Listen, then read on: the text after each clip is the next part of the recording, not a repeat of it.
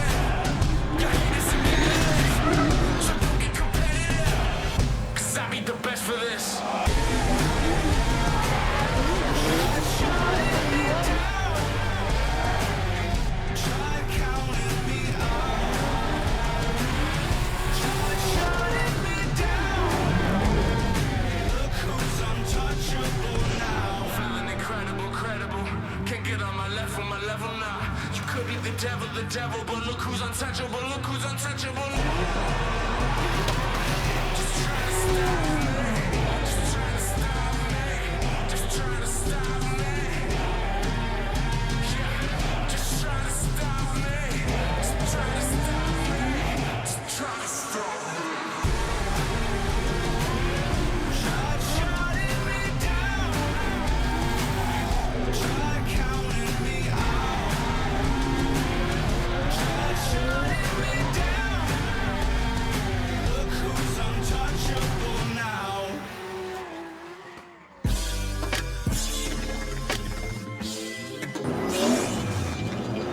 Today we have the qualification. The pressure on the start line was pretty big because this lineup is the strongest lineup ever. The car is freaking fast. It feels super good. Super excited. All the good drivers. I've traveled all the way from Australia to come compete with Europe's toughest grid. I got ice all over my windshield. I could tell it's gonna be a cold winter. I hit the defrost. I never turn the heat off. And still I'm so chillin', really slow, like silly villains really care to act as if they know Drake. Always gossiping, calling and texting. Magneto niggas trying to bring down X-Men. Telling my ex-girl, trying to explain how I am no good. So go with the next man. Dog, you don't know me, you don't know us. We go by the name of A.T. And any previous affiliation, they know the whole tongue, I spare them humiliation. In and out, nigga, I am not playing. Keep on escaping and Alizé.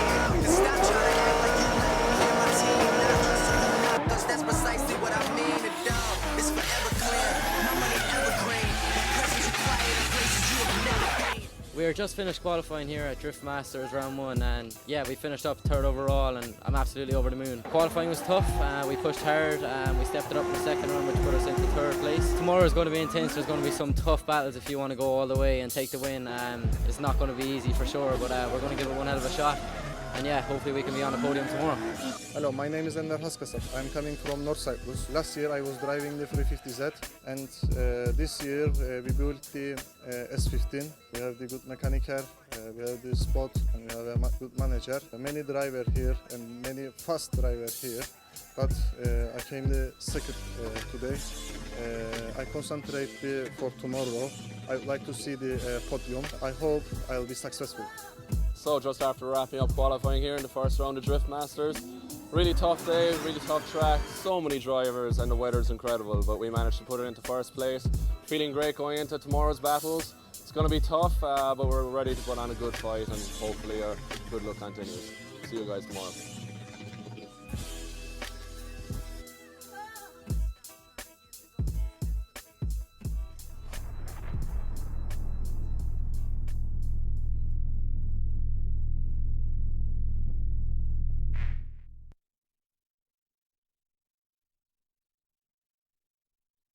Poland. Round 1 of the Drift Masters European Championship is going. Ian, I have never seen these guys go that hard. We've had wall runs, door runs, bonnets, bumpers, everything falling off the cars, panicked in the pits right throughout the weekend, and then bam, fix it, repair it, get it back out there for war. Yeah, listen, the teams in the pits I don't think have ever worked so hard in their lives.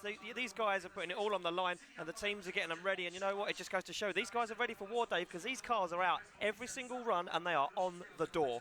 Absolutely, and of course, you're not just going to be listening to me and Ian talk you through it. We're going to get into those pits where the action's happening hot and fast, and we're going to check in with our pit reporter, Eddie Power, who's down on the sidelines.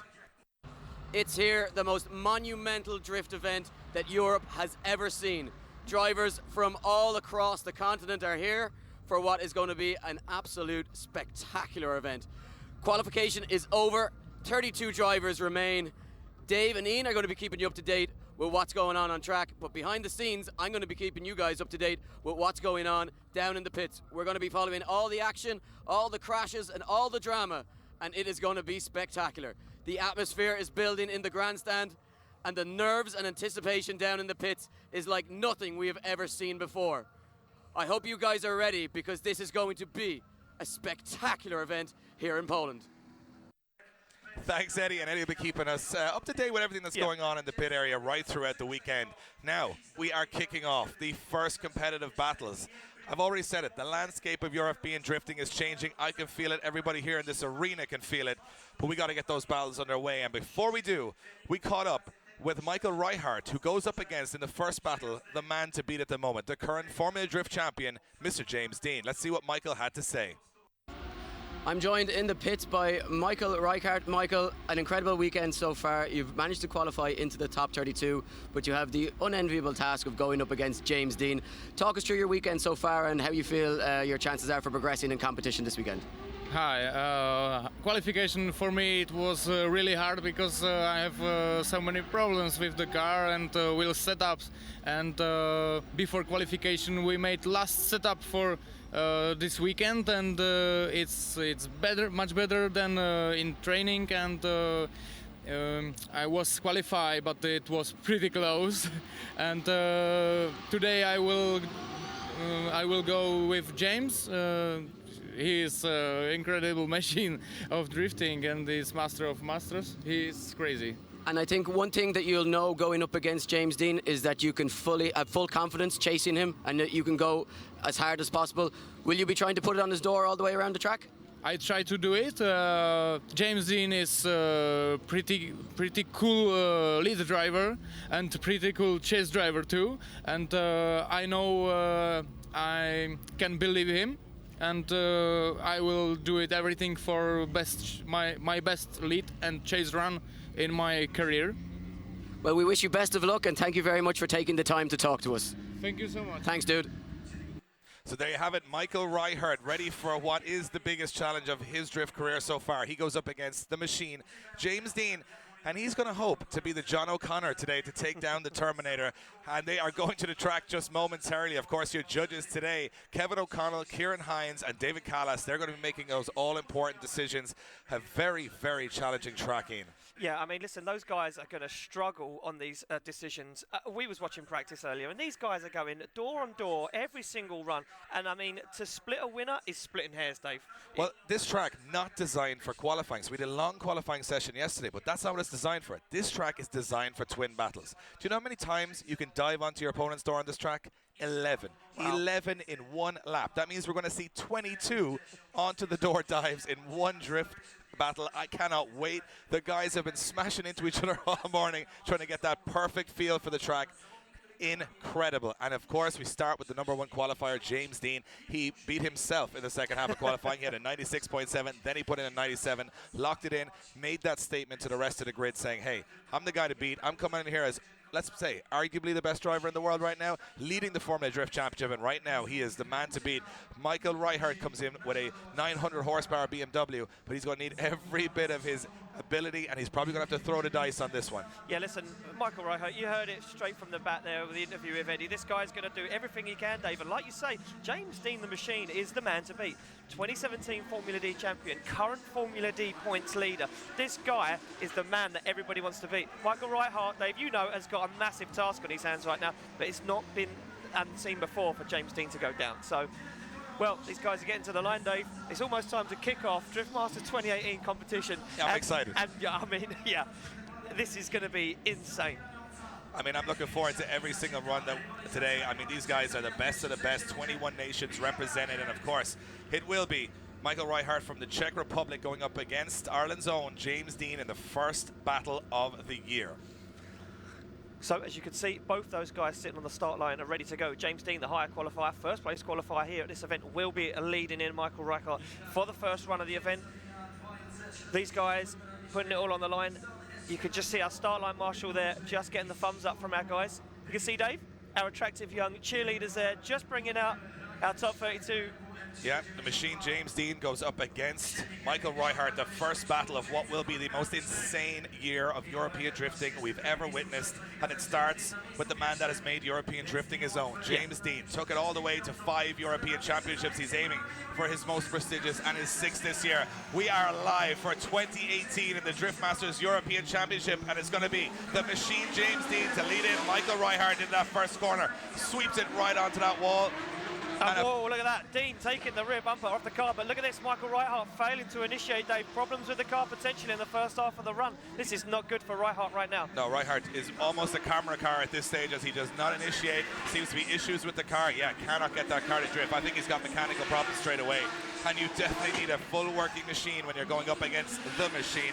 James Dean with the Workhouse Falcon Tire S14. James, you saw it at Wall, New Jersey, taking back to that top step in Formula Drift just 1 week ago. He comes here with a lot of targets on his back. There's a lot of guys on the grid we've been speaking to saying, if we beat James Dean here, what a statement that makes to the rest of the world. Listen, James Dean, the greatest in the world right now, potentially. In my eyes, the greatest driver in the world right now. So if you take him down, I mean, what does that stack you up against? As you can see, James Dean finish off his run, and we go to replay. You can just see the bumper came off of James Dean's car, hit Michael Reichardt's, and then he stops drifting.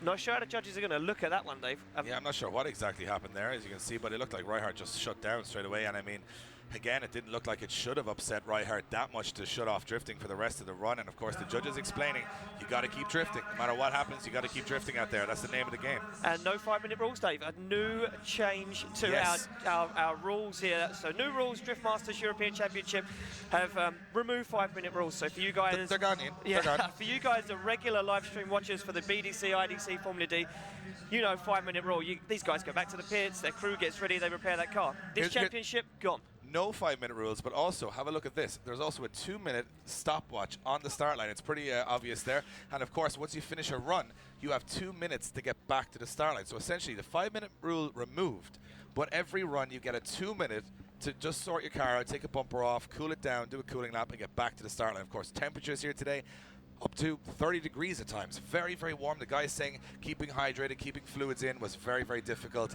And James Dean, no stranger to that, of course, with some of the hotter tracks in the Formula Drift circuit. But right now, Michael Reichardt seems to have a mechanical failure, which means he will count down. He's got 1 minute to get that car back to the start line. And right now, it's not looking so good. No, he's going the wrong way towards the start line, Dave. So that says to me that this guy is going to bow out of competition. And you can just hear the crowd from where we're sitting giving him a round of applause. Look at that, Dave. Absolutely stacked grandstand. These guys have come out in their hundreds to witness this national championship. In fact, they come out in their thousands because we're expecting a record attendance here for the first round in Płocku, Poland. Of course, this is the local football team arena, so we've just tarmacked around it and said, you know what, keep playing your football, we're going to drift right around it. So insane here, and it is one of the most insane drift tracks I've ever had the pleasure of looking at.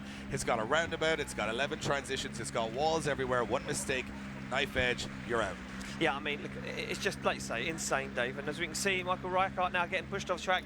The countdown clock on 23 seconds to go. So I can only say to me, Dave, that this guy's not going to make it to the line. He is out of competition. And James the Machine Dean, yeah, judges making it official, Dave. James the Machine Dean Yeah, well, I can't imagine it going any other way. There you have it. Our first victor of the year is James Dean. Kieran, Kevin, and David obviously giving the automatic victory to James Dean. He won't have it as easy for the rest of the day, I'd imagine, though. No way. No, I mean, listen, the stacked up grid we've got here and the top 32, very, very, very stacked. So yeah, Michael Reichardt, who is one of the best drivers from the Czech Republic, again, not getting a fair chance to get into that one, having mechanical difficulty. And a lot of the drivers saying this is the most amount of grip and the most amount of hardship they've put on their cars. I was talking to Nigel Colfer earlier. He says he's running 6 PSI on his rear suspension and the softest settings on everything. That is how much grip they're trying to find out there, which is obviously with the stop-start nature of the course causing issues with a lot of cars. A lot of grip, a lot of torque being put through the drivetrain. And we've seen some mechanical failures right throughout the weekend. And of course, at the moment, James Dean will sit on that star line and say, hey, I did my thing. One run and you're done, and I'm batting him into the top 16 main event. there we go. So as you can see, like Dave says, James Dean sitting on the start line. Not sure if James Dean's going to put in a run, you know, just for the spectators here and you guys watching online, or he's going to just take it to the pits. Like you say, mechanical failure being a bit of an issue. We see our current Drift Masters European Championship winner from last season, current title holder, Adam Zalewski, knocked out competition yesterday, Dave, not qualifying 2-0s and qualifying, breaking drive shafts all day. Notably, British Drift champion Mark Carter also eliminated in qualifying. A lot of big names that you would expect to be up there are eliminated already. We're down to 32 cars, and right now we're down to 31 because Michael Reichardt bows out. James Dean is on the line, and James Dean might say, you know what? I could do with the practice. Yeah, I mean, he's a showman as well, Dave. We've seen this guy do some very, very good showman runs, so he's going to put on a show for the crowd. And you know what? He's been around this circuit a few times before in the Drift Master. In the previous championship, it was more of a national Polish championship. Now they've expanded this year to a European championship, inviting in 20 other nations to take it on. The Polish are obviously going to come here with a little bit of a home advantage, Ian, especially because, you know, the crowd here are going to be pumped for them. But the crowd here know James Dean quite well, obviously, as a partner of Peter Wiańczek in Formula Drift and on the Worthouse team. So you can see the crowd saying, they've been asked, do they want to see James do another run? And of course they do, Dave. We all do. Yeah, we got the answer we wanted. Yeah, exactly. This guy's been absolutely on form all day. Watching him in practice, he's been absolutely sticking that Worthouse Falcon Tyre S14 on the door of everybody that he comes up against. Not scared to also push it hard. Look at that thumbs up as well. This guy's keen for a win. He wants to take down Europe again. This might give us a good example, Ian, of showing you guys what the track is. If you're tuning in for the first time, James Dean is going to do a run on his own. It gives us a great example of what that perfect line around the lead car is trying to do around the track, and he's going to get a sort of a free run of this. But I'm looking forward to seeing what he puts in. Remember, 97 in qualifying yesterday. You know, he smashed through everybody. So he's the man to stop today, but now we're going to see what he's got on his own single run. And check out how unusual this track is, Ian. Of course, you've got this long sweeping run up, or is he going to run? No, it looks like he's just going to drive out, Dave. Very, very clever decision from James Dean, not risking the car. Just going to take it back to the pits. And, you know, like you say, this track, very, very harsh. You know, you can see James Dean asked, did I need to? And they said no, and he was saying, I don't want to take it back. I don't want to risk the car. He's got a lot of tough battles ahead, and of course, he is into the main event top 16. No surprises there, but Michael Reichardt will feel a little bit hard done. He didn't get a better, you know, chance at glory. Exactly, and as you can see, we've got our two next competitors making their way to the line. Bartosz Stolowski to take on Ivo Sirelis.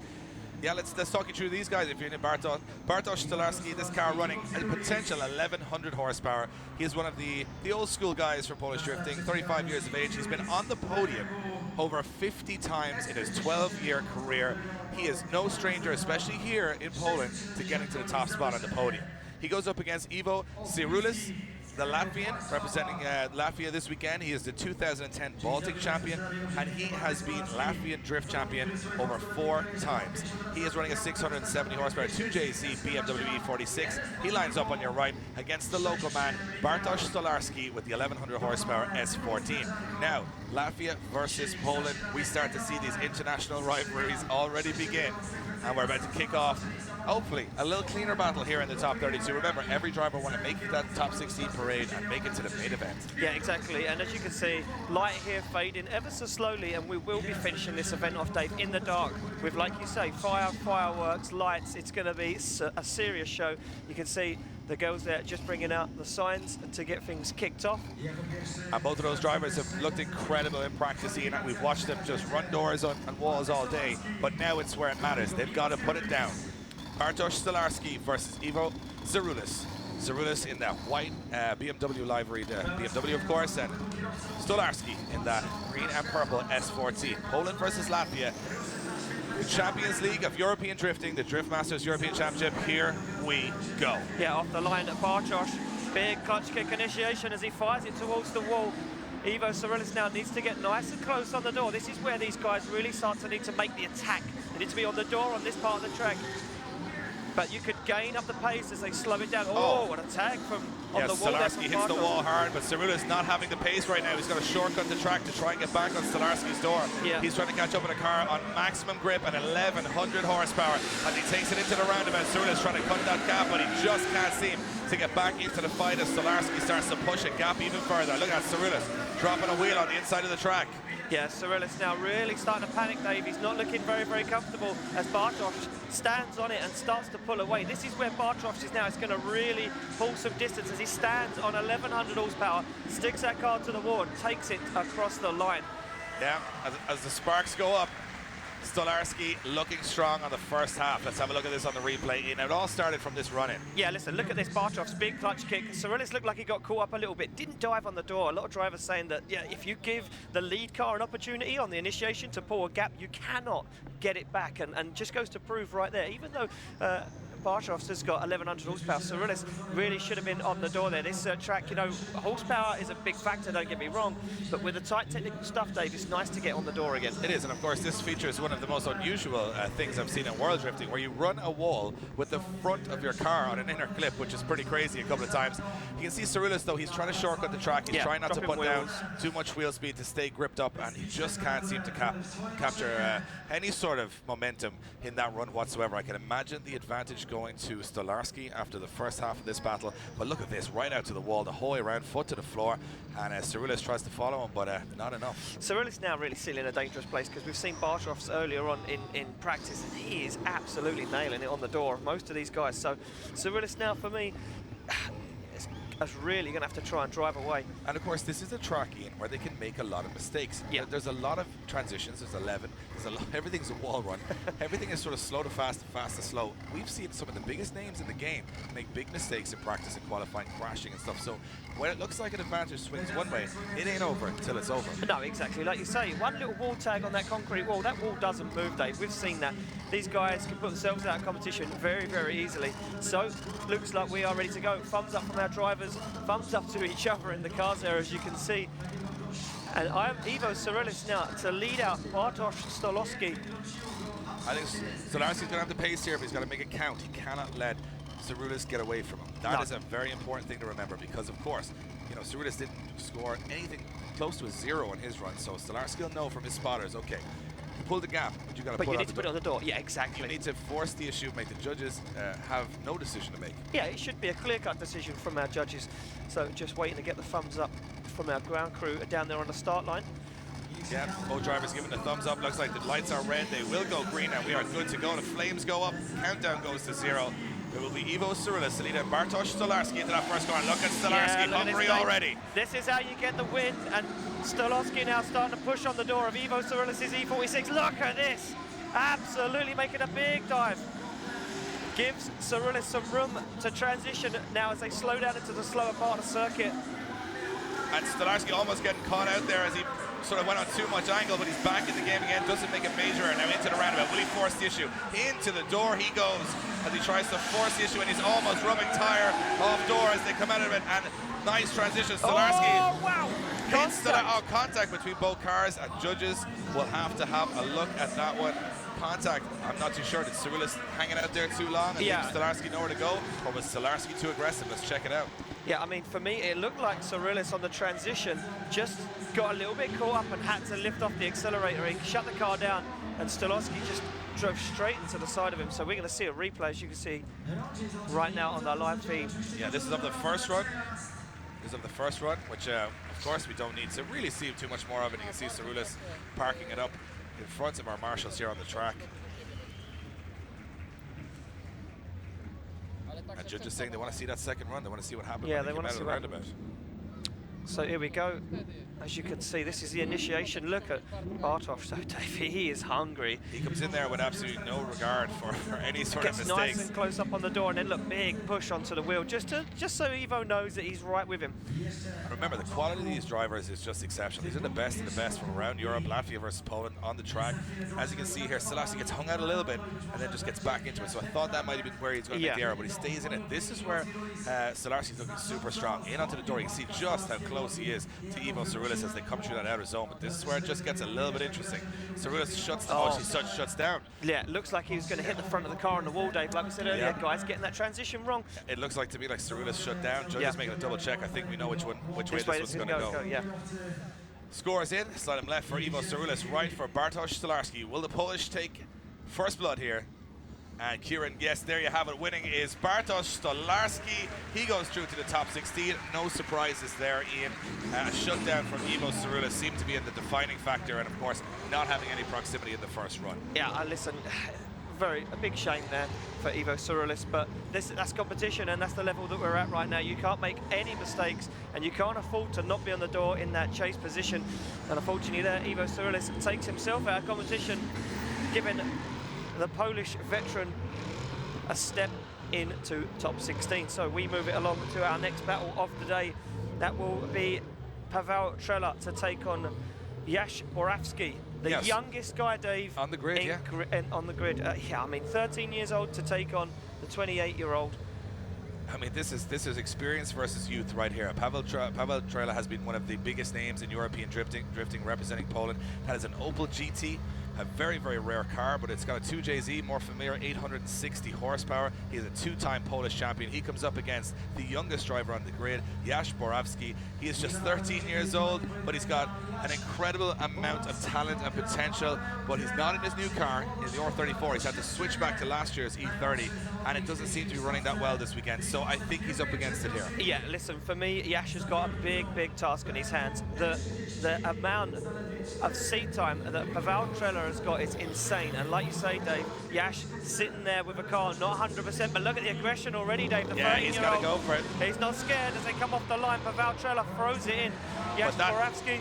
Paweł Trela's car just took off like a cannon as they went to the start line, and Jaś now is going to have to try and put in the run of his life to get back into it and not risk going too fast and hitting those walls. And at the moment, it doesn't look like he's got the pace.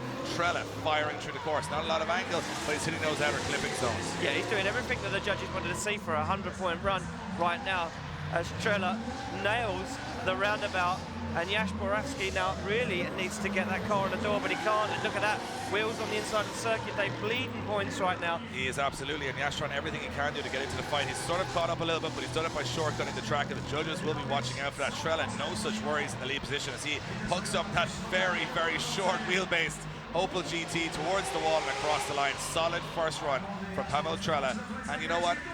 Begs the question of what Jaś will be able to do if he was out here in his LS3 powered R34 Skyline. Again, young driver coming through. We called him, very similar. Conor Shanahan and Jaś Borawski, very, very similar, of those young new breed of drivers coming through. Unfortunately, in the backup car, it doesn't look like it's at the races with the rest of the competition this weekend. No, it doesn't, Dave. Like I say, it looks like he's on a back foot going into this competition. Not where he wanted to be, as Paweł Trela, you can see on the replay, absolutely nailing that track. Just to put that in perspective, Trela going out there with 860 horsepower, Jaś Borawski out there with 290. That is a big difference, and one that it's not a huge power track, but the grip that Trela has, and also you got to count for his experience. He is a very accomplished driver. He's a two-time Polish champion.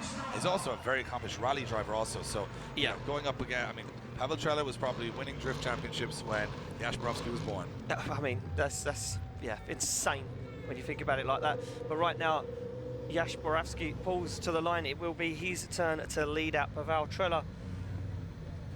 Interesting fact, if you were to take Jaś Borawski's age, multiply it by 2, and then add 2, you would have Paweł Trela's age. That goes to show the gulf in experience versus youth here in the Drift Masters European Championship, and right now Trela is going to show what he's all about, putting it on the door. And the good thing about Jaś Borawski is he's very, very consistent, very accomplished for his age.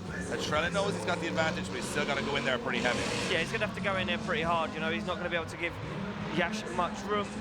Look at that line from Yash getting right out to that outer wall as Trella locks the front brakes.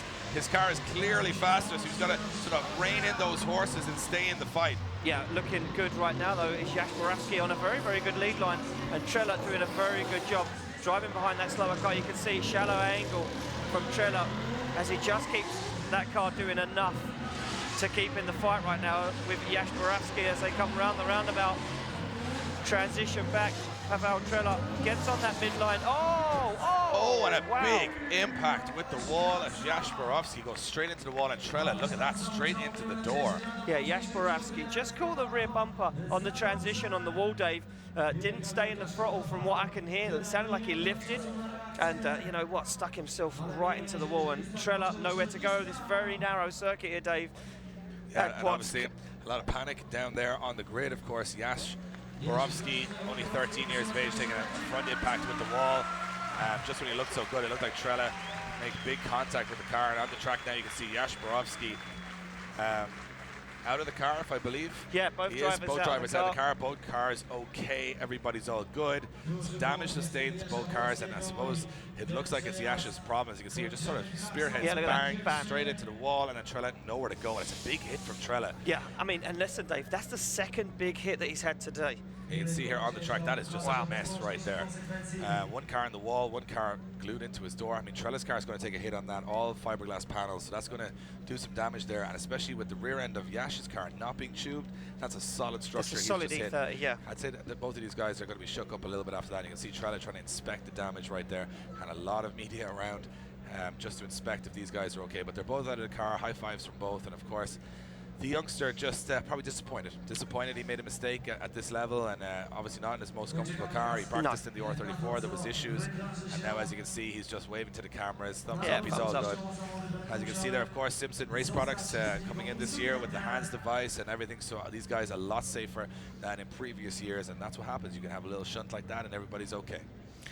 So as you can see, track staff down there gonna now try to remove these two cars. Like I said a minute ago, not the best day for Pavel Trella. Had big contact with Jakub Poskonski earlier in practice. Both cars coming off very, very bad. So we're gonna make it official, Dave. Another step into top 16, and naturally, judges going to Pavel Trella and making it official. Pavel Trella, they're getting the win. Unfortunately, Yash Borawski knocking himself out of competition.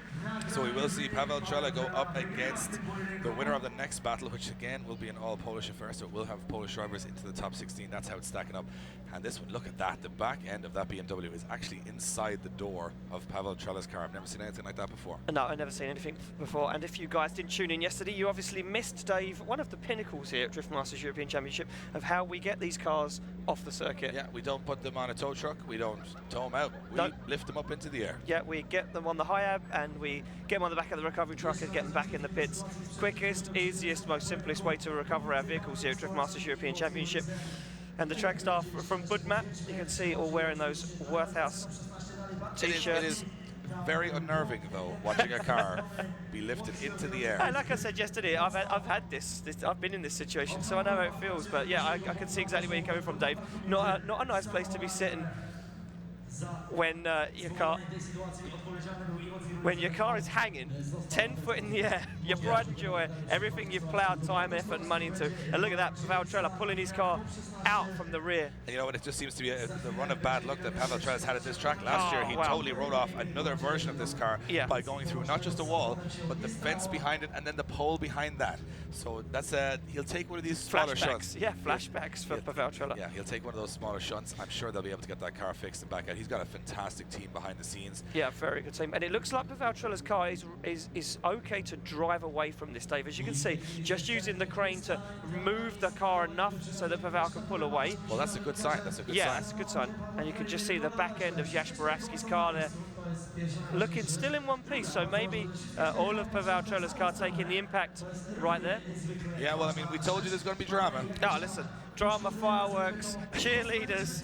Fireworks on and off the track, I think, this weekend. We're going to go right into the lights here tonight, and there's just going to be some insane battles. We've got the best of the best from Europe here. It's never happened before that they've been all collectively in one place and what a track to test their skills. Yeah, exactly. And look at this, Yash Borawski might just walk definitely, but drive, I was doubtful.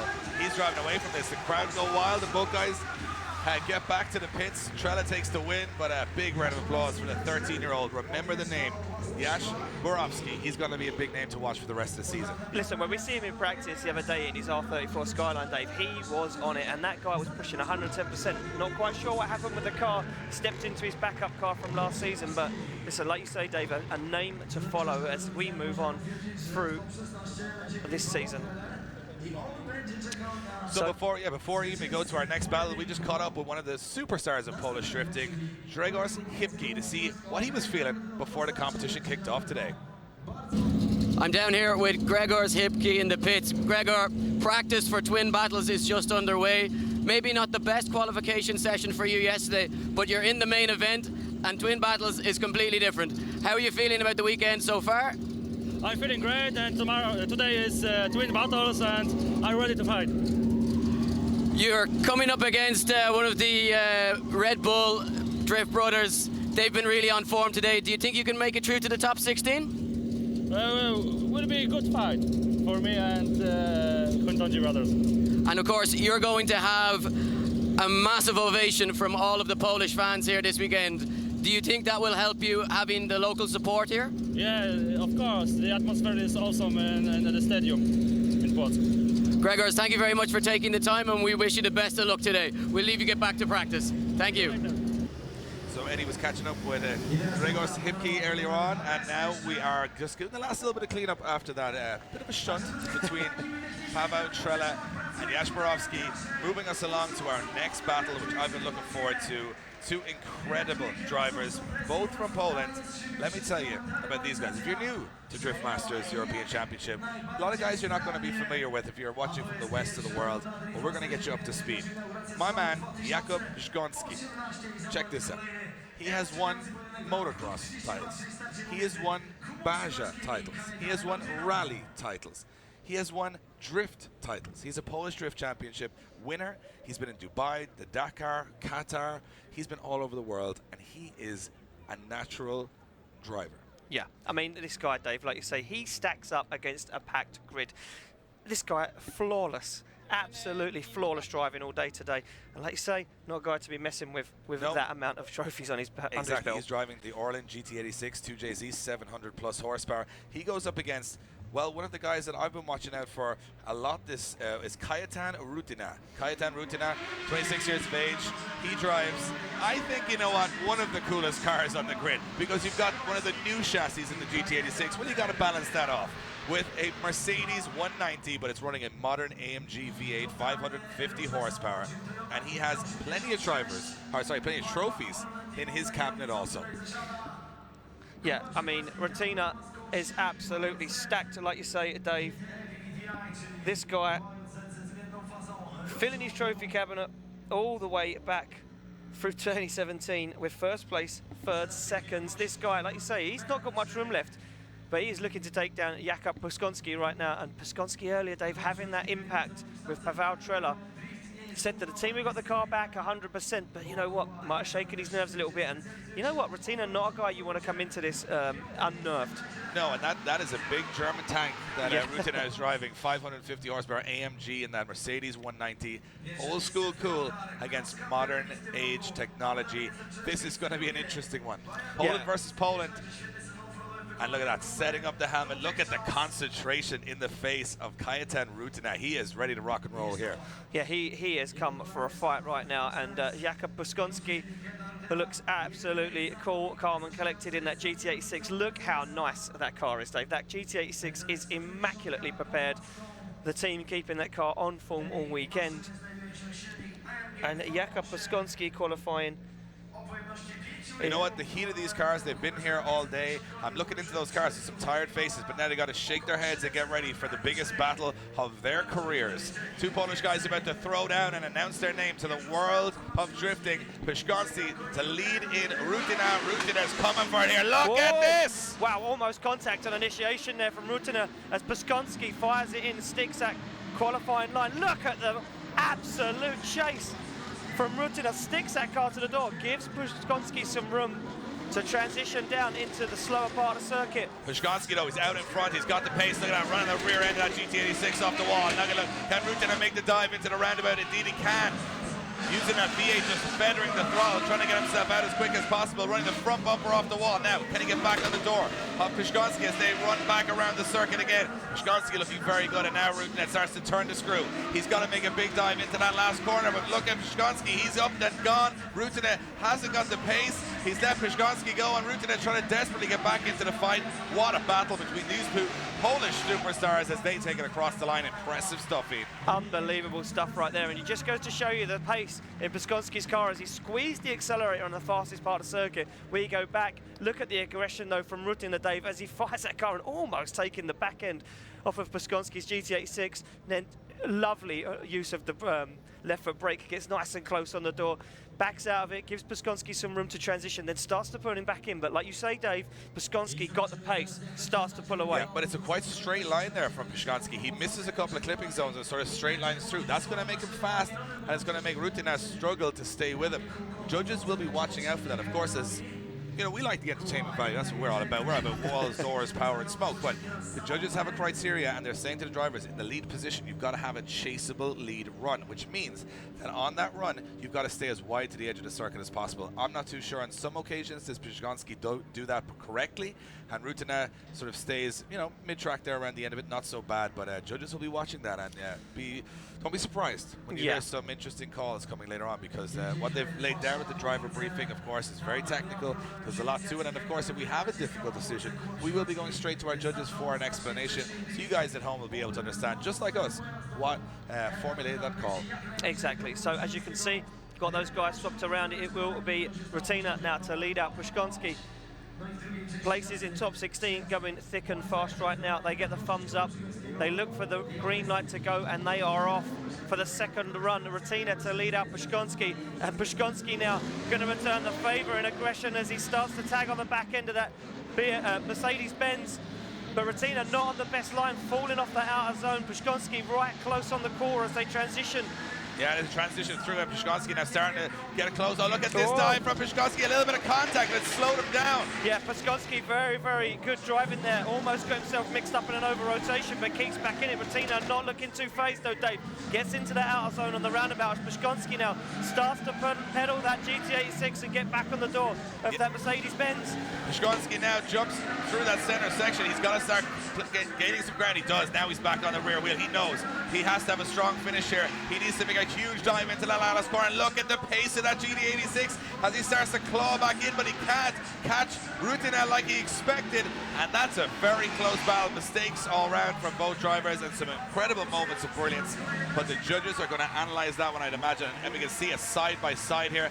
Really, really cool display here. So look at this. You can see Pszczonski not having the greatest of initiations, and Rutenet definitely having more proximity around the first corner. But when they transition, this is where Pszczonski starts to switch this back around, comes in but has to back out. He's definitely making contact, almost makes slight contact, and has to sort of back out again. So over the run, you can see the proximity lacking from Pszczonski there as the replay comes up and shows that Rutenet doing a little bit of a better job as they come out of the roundabout.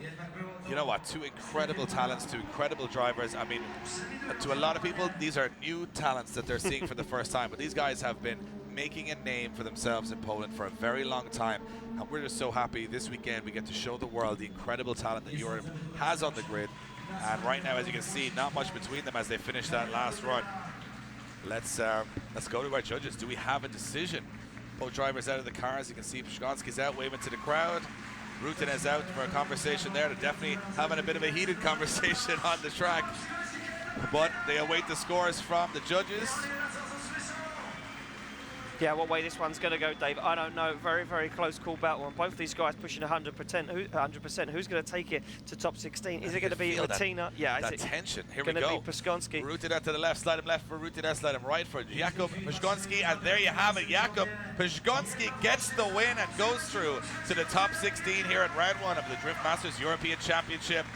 Well, that's the first time I think we're going to have to go back to our judges to explain what exactly went down. Thanks, Dave.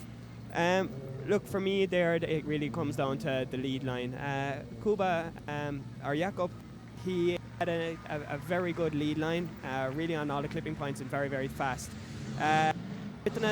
He had aggression on the first outer zone, but as soon as as soon as he came away from that outer zone, he lost all proximity and really didn't make it up for the rest of that run. On Rittenen's lead run, he was very, very slow, really wasn't deep into any of the clipping points, and made it very difficult for Jakob to chase. But even then, Jakob did a very, very good job of chasing, very aggressive, especially in the outer zone 1, and even made a slight contact coming past outer zone 2. We did deduct him a little bit for that slight contact, but overall it was definitely enough for him to take the win. So there you go, Dave. First judges breakdown of the day, and we move it along to our next battle. Your guy. Yeah, this is the man I've been watching for some time now and been very, very impressed with him. It is Paweł Borkowski. He is driving the 2JZ 700 horsepower S15. He is from Poland. He goes up against the German, René Portz. He's been drifting since 2009. He's had over 15 podium finishes. He's podiumed in the Nürburgring Drift Cup. He's been King of Europe a couple of times. He goes up against Paweł Borkowski, but on this circuit last year, Borkowski in that blue S14 took down the machine James Dean. I'm tipping him as one of the biggest talents worldwide, and I don't give that title away lightly.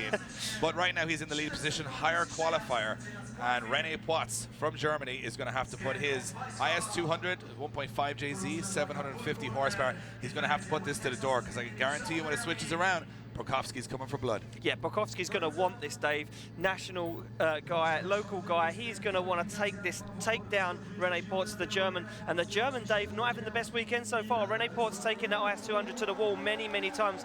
We see flames, green light, it is go as Paweł Borkowski takes René Portz into a top 32 battle with big separation right now. René Portz not in the fight whatsoever, Dave. No, Paweł Borkowski is up and gone, and look at the line from Paweł Borkowski, running the rear end off every single wall around this track, and it looks like René Portz, he said the car itself has had so many impacts this weekend. It is barely holding together by a thread. His team have been tirelessly trying to get this car ready for competition.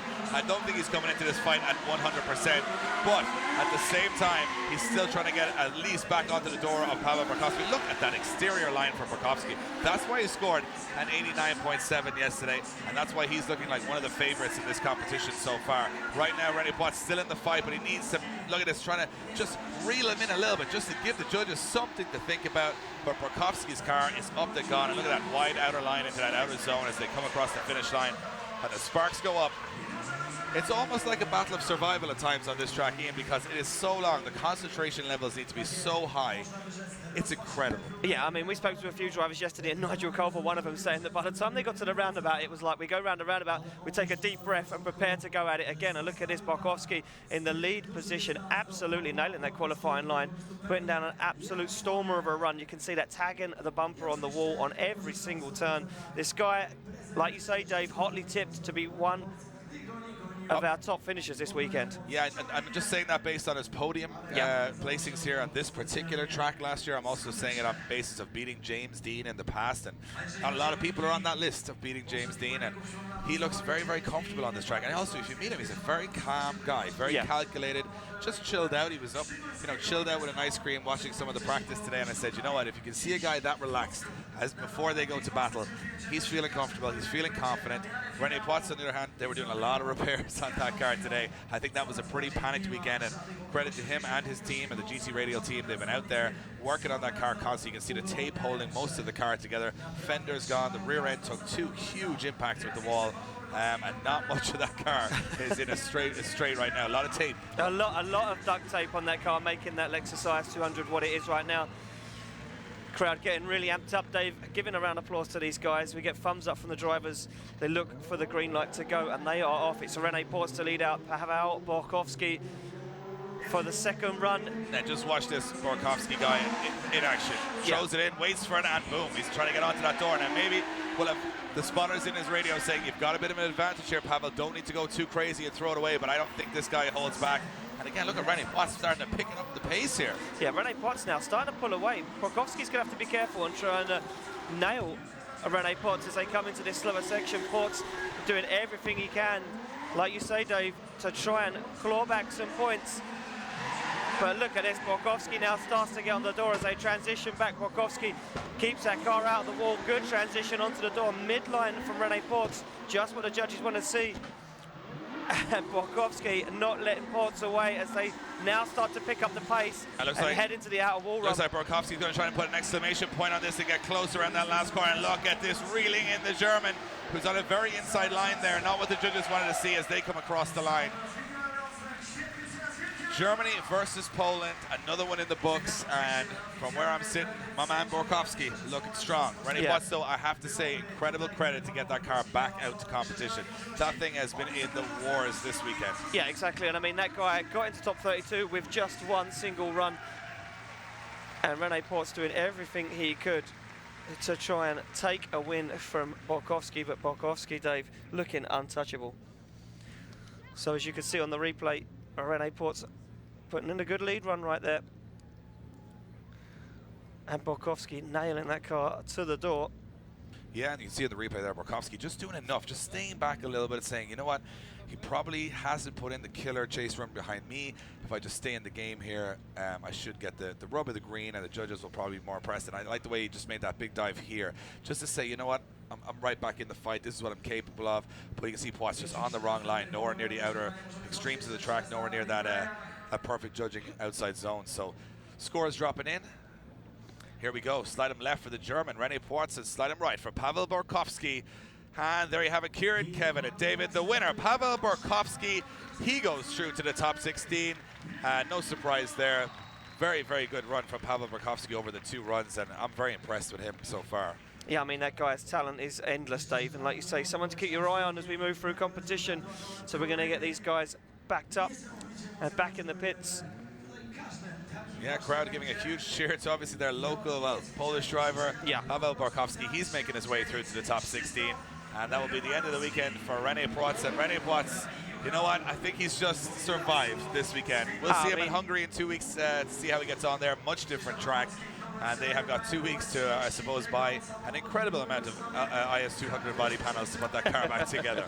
Yeah, those guys are going to be very frantic in the next 2 weeks prepping for the next event. And we move it along to our next battle, Dave, which is stacked again. Another local guy, Krzysztof Romanowski, to take on Eli Hutonji. No, I think it's Juha Poitalakso. Juha Poitalakso. Oh, my bad, sorry, Dave. Yeah. Juha Poitalakso against Krzysztof Romanowski. Romanowski with the fastest E30, I think, in the world from watching practice. His car has so much grip dialed in. It was cocking a front wheel. And immaculately clean, which goes to show this guy is a very, very technical driver. Keeps the car off the wall, keeps the car off of other cars, a very clean driver. He goes up against Juha Poitalakso. Poitalakso, the Finnish driver, all the way from Finland. He is the current and reigning Finnish champion and also the 2017 Drift GP European champion. Coming in here with a target on his back as the man to beat. Goes up against Polish driver Romanowski. He has an LSX 454 crate motor E30, and he is going to be chasing down the current last year's Drift GP European champion. Look at Romanowski. He says, it's my yard, buddy, and he ain't going out without a fight. And look at Romanowski as he pushes Poitalakso around the first corner. On the left for break, the crowd erupts here in Płocku in Poland as Romanowski makes another huge dive onto the rear corner. Yeah, look at this, Dave. Absolute fireworks right now as Poitalakso fires that car in, and Romanowski absolutely glued to the door right now. Romanowski going to make another dive as they come around the roundabout. Romanowski not giving Poitalakso an inch. Poitalakso doing everything he can to escape the Polishman, but the Polishman saying, dude, you are not winning this one. Oh, Romanowski jumps on the foot brake and keeps the 2 cars apart. Now, Romanowski makes one last huge dive. He does, but can he catch Poitalakso? Now, Poitalakso starting to look strong towards the end of the run here as he runs the exterior of that BMW E92, and what a run! The crowd erupt. That sent the hairs of my arm up. Unbelievable as the sun fades here. Look at that initiation from Romanowski. Inch perfect. Look at this front wheel lock up and absolutely pinpoint perfect from Romanowski as he fires that car on the door again. Big flame out the back of Poitalakso's car. They slow down through the slower section of the circuit, and Romanowski does not give Poitalakso an inch, Dave. He is all over him. You know what? Poitalaxo will come here to Poland. He will not know these drivers that he's against. He's been against the best in Europe, but right now, Romanowski says, well, I am one of the best in Europe, and you just haven't come up against me yet. And Romanowski just making some crazy dives. Front brake, back brake. You see that car shut down, squat, and go again. Incredible stuff from Romanowski. Loses him a little bit towards the end. Juha getting the foot down, putting the power plant to work. And of course, Juha running 900 horsepower in that car, so plenty of grip and steam to get him away on the last corner. But we got to switch him around. Both guys now on a cool down lap. Of course, being allowed the cool down lap due to one, the length of the track, and two, the humidity and heat here in Poland is incredible. And they're set inside an arena, Dave. There is no, flowing air in this arena. These guys needing to do everything they can to keep these cars cool as they make their way back to the start line. This is interesting. Listen, this is going to be good because Poitalaxco's spotter is going to be on his radio. He's going to say, dude, you're going to have to stick it to the door. And we see Poitalaxco in practice nailing that 4 Series fronted E92 to the door of most drivers. But he's up against it now. Yeah, and and Romanowski's car has the pace. Every single driver in the grid saying he's the fastest man around this custom-built circuit. What has Romanowski got as he leads out Poitalaxco? Poitalaxco's going to have to go for it here. He can't let him get away, and he's let him get away a little bit. Yeah, he's starting to pull a gap. Look at that from Romanowski, fires that car, and Poitalaxco, Dave, making a dive though. Starting to get on the door. He's back on the door. He's got to make a huge dive into the second half of the arena. Can he do it? Look at Romanowski's car just up and go. Poitalaxco now starting to cut the tracks. Got to get to the slower side. Look at the transitions. Door to door as Poitalaxco now hesitates on the throttle on that angle and now losing some ground again. Romanowski looking incredibly strong out front in that E30 BMW. And Poitalaxco's going to have to cut some track here. I think you can see him on that inner line. Trying to stay with that black E30 BMW, the Polish crowd. Oh, and the front bumper off of Romanowski's car. This could cause some issues, Ian. His steering is down, smashes through the bumper into that last corner, but he's still dragging fiberglass under the car. You can see it's affecting the steering. Can he hold it together? What a run! Poland versus Finland here at Drift Masters European Championship. The crowd erupts. Unbelievable, Dave. Absolutely unbelievable. Look at this as we see a side-by-side replay of this. Romanowski doing everything he can, and these guys absolutely perfect. The driving standard this weekend is just insane. As they exit the cars here, you can see the Polish crowd on their feet for their local hero, Romanowski. And he inspects his car, and that bumper got wedged into the steering. How did he keep that on track, Ian? I mean, I don't even know, Dave, but he kept in the throttle. He knew he had a fight in his hands, and he knew, look at this side-by-side, that Poitalaxco was sticking it to the door, and that point of the circuit is where Romanowski was absolutely pulling away from every other driver on the grid. Poitalaxco knew he had to make the dive, and he did, and you could tell that bumper was upsetting Romanowski. It gave Poitalaxco the opportunity to get some proximity back, but Poitalaxco offline, so Judge is going to be knocking him down for that. Absolutely, an intense battle between these two guys. But will it be Finland or will it be Poland that's going through to the top 16? Well, only one way to find out, Dave. It looks like our judges are deliberating this one. Yeah, we'll wait for the judges' scores to drop in. Nervous wait for the local fans and, of course, the team of Juha Poitalaxco. Let's see which way the judging decisions drop in. I think you see another battle warming up, but here we go. Krzysztof Romanowski. You have slide him left for Romanowski, right for Poitalaxco. Who's going through? It is going to be Krzysztof Romanowski getting the win. The Polish crowd here, but you can tell that was the score or the result they all wanted. Exactly. But a great showing from Juha also. But we'll quickly go back to our judges. Talk us through that one, guys.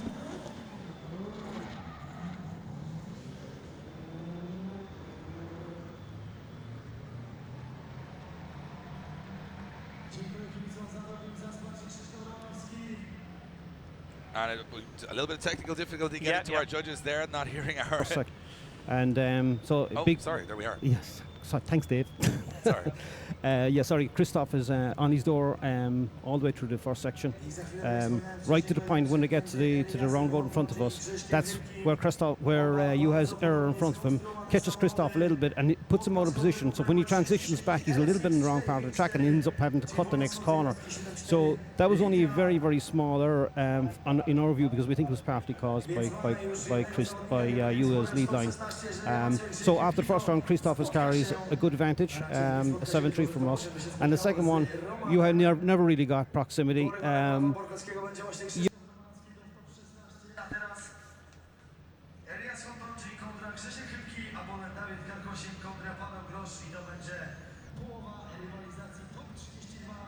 Yeah, we seem to have lost Kieran Hines there. Yep. Of course, we got the gist of that one. Yeah, we got the gist of that one. Now, next up, we have got Germany versus Poland. It is Eli Hotunji, one of the Red Bull Drift brothers. He goes up against Grzegorz Hipki. And Hipki, another local driver, E30 BMW. The same setup almost that we saw in Romanovsky's car. They are teammates, 454 V8, but guess what is beside him? Yeah, the exact same with car. With a 454 V8, yeah. I mean, these two guys, basically, Dave, driving the same car. So yeah, essentially, these are very similar cars. There's going to be no excuses in terms of horsepower, no excuses in terms of grip. No. It's just going to be a straight fight between Germany and Poland right here in the Płocku Stadium. And one thing to note, Dave, Grzegorz Hipki finished second in the Drift Masters Championship last year. Eli Hutonji finished second in the King of Europe Championship last year. Both these guys stack up as very, very good drivers. So, looks like we're ready to go. And they are we're off ready the line. to go. Hutonji in the lead. It will be Hipki to follow, and Hipki in his home venue is coming in hot. Bam! Onto the door he goes. Oh, almost wheel to wheel, Dave, as Hipki doesn't give Hutonji an inch. Look at this from Hipki pushing Hutonji all the way around the outer zone and does not back out of the transition. Now gets on the dive as they come into the slower section of the track. Hutonji steps on it, gets that inner clip, gets back out to the outer zone, and Hipki is right with him. Perfect lead driving and chase driving from both these guys. They slow it down, but Hipki is offline as he now starts to try and pull some ground on Hutonji. Oh, look at the dive from Hipki as he now starts to reel in the German driver, the Red Bull Drift brothers, both into the top 32, but will they survive with the way Grzegorz Hipki now makes one last dive? And look at the pace he's carrying as he now goes wheel to wheel, door to door, and across the line they go, and the crowd erupts.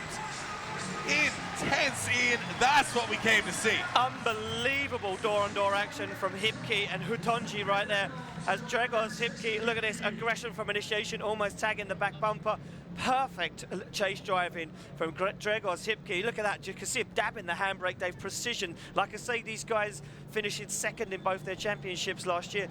Two guys coming at this hot and heavy and looking to take down each other as they transition onto that outer wall zone. Look at this, absolutely flawless, but Hipki falls offline massively. Shortcuts the circuit to make the dive. Judges going to be looking at that from their point of view and saying Hipki making an advantage there.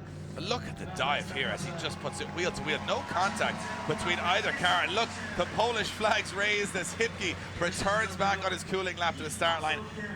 Eli Hutonji on the line, one of the Red Bull Drift brothers. He's there on the line, and I mean, he's up against it here. Look at this, he's Dave. just been absolutely pushed around the circuit by Grzegorz Hipki. Now he's got to do the same. He's got the crowd against him almost because the hometown fans obviously cheering on that Polish driver. It's goosebumps right now. He's got to pull out something special. If he's second place in King of Europe last year, and he wants to be first place in Drift Masters European Championship this year, but look at the look. Hipki is giving thumbs up all around, and Hipki not even giving a thumbs up to Eli Hutonji. He's saying it's game time, boys. He's taking his eye all the way across that car and keeping it on Hutonji as they come off the line. It's Grzegorz Hipki to lead out Eli Hutonji. As Hutonji now sits on the back bumper of Hipki's E30. Hipki fires it in, and Hutonji now starts to make the dive as the cars are wheel to wheel. And look at this from Hutonji. Hutonji, shallow angle, but starts to fall back. Hutonji needs to be in the fight to Here overturn this. A big dive, and Hutonji's there on the door. That's what he wanted to do.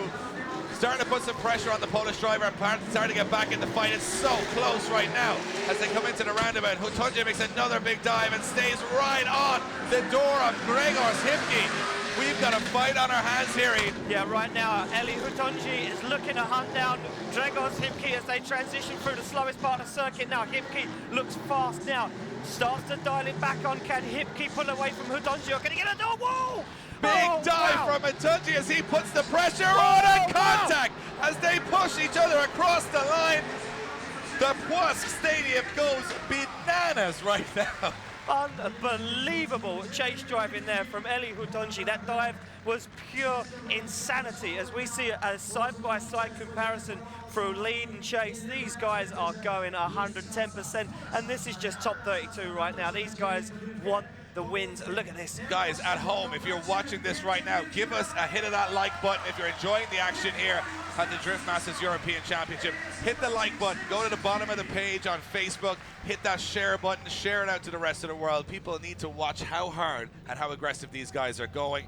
We appreciate you guys coming in from across the world. If you're watching from wherever you are across the world, let us know. We're seeing your comments roll in here, and we are ready for our judges to make a decision, and I would not like to be a judge on this one. No way. And look at that dive. Both guys making the same dive, but Hutonji gets so close on that outer zone. It is insane as they come across the line. So judges' decision is coming in, Dave. Well, this is going to be a tough one. Oh, so judges still having a conversation on this one. I mean, entry price justified right there, as these guys, in only the top 32, we get a taster of what potential we're about to see for the rest of this evening. Yeah, just magic right now happening on this custom-built circuit here in Płocku in Poland. Incredible stuff. I mean, I thought Hipke had just given he just put the gauntlet down. He said, that's it, done. But Hutonji answered it, Dave. Yeah, he stuck he that car on the door. I have to give him props. He came out there and put it all on the line. They're such an exciting duo, the Red Bull Drift Brothers, to watch on track. Has such an amazing team, such great guys. Both of these guys are I think, going to be just, remember, this is just round one. Yeah. This isn't just a one-off event. This is happening 6 times this year. I mean, this is just insane. I can't really get my head around it right now, but we need to, and we need a decision from our judges. Yeah, judges having a good conversation here. Of course, such a long track, a lot to decipher, a lot to break down if you're going to make the right call. Will it be Poland? Will it be Germany that takes it through to the top 16? Will it be Eli Hutonji or Grzegorz Hipki? I honestly, I'm looking for one more time on this one, I think. I mean, I don't know. I mean, there might have been some mistakes we didn't spot, but we were pumped, we were excited. Just out of pure selfishness, I would want to see them do it again. But let's see which way the judges go. They make the important decision. Slide him left for Grzegorz Hipki, slide him right for Eli Hutonji. Who's going to take it home? Kieran, Kevin, and David. Scores are dropping in. And let's see which way it goes. Kieran goes for Eli Hutonji. Kevin goes one more time. David goes one more time. We're going one more time. Pure insanity. We get to see that battle go one more time right now, as we're going to get those guys swapped around. Yeah, we got to come back to the judges quickly and talk us through that. No separating them, guys. Yeah, absolutely fantastic battle there between the two drivers. Really, really tough to separate, and we had to do a bit of deliberation here. For me, Ellie's lead line was definitely better than Hipke's. He was just further in, deeper into the clipping points, and just definitely a smoother lead line throughout. Then when you Hipke was massively aggressive, especially on outer zone 1 and 7, but unfortunately he dropped back then in the middle section of the track. Then when you swap around, Hipke's lead line not quite as good, and Ellie definitely had massive aggression, but it wasn't enough to separate him for me, so we went one more time. And with me, I felt Ellie's aggression was enough to shade it because of his better lead run and his better aggression in my part, but it was very close, sorry. So yeah, judges split on the decision, but we're going to see that one more time. We're back to the start line. David Karkošik goes up against Paweł Gross. This is an interesting one as well. David Karkošik finishing 4th overall in the Drift Masters Championship last year. He comes in here, I think, as the favorite. He will go up against a newcomer to the championship, but here's the thing. Last year he came 2nd place in the Polish National League. It is Paweł Gross, and we have taken a breath, and now we got to go back in again. Look at Gross, he's pushing him. Pushing Karkošik, the local favourite. Karkošik. Whoa! Wow, look at this, Karkošik on the wall, but look at this from Paweł Gross. Absolutely nailing it. Karkošik right now, though, the speed of this guy is insane as he comes into this slower zone. Gosh, starts to gain back some lost ground, and an unbelievable transition as they stick it to the wall. Karkošik not giving an inch, but look at Gross right with him as they transition into the roundabout. Contact between both cars as they come through the roundabout, and Gross not letting Karkošik get away here. Almost straight lines, and it hits the wall almost on transition. It's absolute carnage right now in the Drift Masters European Championship as these guys are pushing to the absolute limit. Karkošik now starts to pull some ground as he gets into that last outer zone. Then Paweł Gross starts to get in it, but he has lost so much ground. What an absolutely awesome first run. And I mean, you can see Gross was trying everything to save Karkošik. This initiation, contact before they even initiate, and watch this initiation, throws on mega angle, and comes in, almost takes the rear end of Karkoshik's car away, but then look, locking on the front brakes there, Grosha, as he starts to pull back into the battle. I'm gonna have to take a breath, Ian. This is getting a little bit too much for me because these guys have just gone beyond our expectations with the aggression. This track is so demanding, so tricky, and the concentration levels you've got to have here. One mistake, you're straight in the wall. We saw it earlier on with Yashborovsky, and these guys are that close with no room for error. No, exactly, and they're going door to door, inches from each other, absolutely flat out.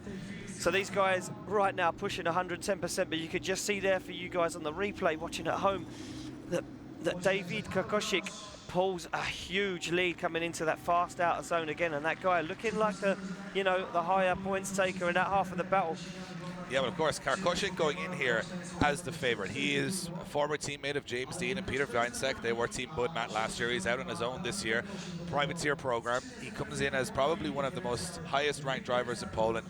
And if you look at Paweł Grosz, this is a chance for him to make a name for himself, to get out there and sort of, I would imagine he knows David Karkoshik's style, knows how good he is here, knows how many podiums he's got. So he's not going to take it lightly. He didn't, but now he's into the lead position. And Karkoshik is going to have to say, well, everybody in the world, if you don't know who I am in the next couple of minutes, you're going to find out. Yeah, exactly. You are going to find out. Right now, those guys on the line, our safety guy, just checking that we are good to go. Yeah, a little bit of contact in the roundabout between both cars. Our track inspector saying, let's just make sure all the body panels are on correctly. It looks like they are. And look at this, a look over to both. And you know what? Thumbs up all around. Two Polish drivers going head-to-head here in the top 32 of the Drift Masters European Championship. It looks like the lights are being set and ready to go. Yeah, and we are good to go as now Paweł Grosz leads in David Karkoshik for the second half of this battle, and Karkoshik not giving Paweł an inch. Makes the dive on initiation, flame out of that car, but can he get back on the door? Oh, he does. Nice dive. Backs out of it though, Dave. Backs out of it massively. Yeah, Karkoshik has the pace here. He's got to be very careful that he doesn't make contact as they dive into the slower section. Look at Karkoshik all over the back end of that E30 BMW of Paweł Grosz, and here we go. Can Karkoshik make the move into the roundabout? Indeed he does, and look at this on the front brake. A little bit of separation between both, but a very calculated and technical run from Karkoshik so far, not making any errors. No, Karkoshik looking very clinical right now, just giving Grosz the room he needs to maneuver that BMW E30 around this custom-built circuit now. Karkoshik starts to make the kill. Can he make a big dive going into that last out zone? He can. Starts to stand on the accelerator and push that S15 on the door of Paweł Grosz. You know what? That's not a bad run from either driver there, Ian. You've got to say, two exceptionally good runs. We'll see them, and look at this, Grosz pushing Karkoshik into the first corner. I like that aggression. Yeah, pure insanity right there. And I don't know, for me, Paweł Grosz bringing that aggression, is it enough to overturn the battle, or did the clinicalness, did the cleanness of the line and the fight from David Karkoshik take the win? We need to find out as our judges watch this side-by-side replay. Can we just take a moment to understand how ridiculous it is that you run your front bumper, then your rear bumper within the same 25 point. feet from each other? This track is just incredible.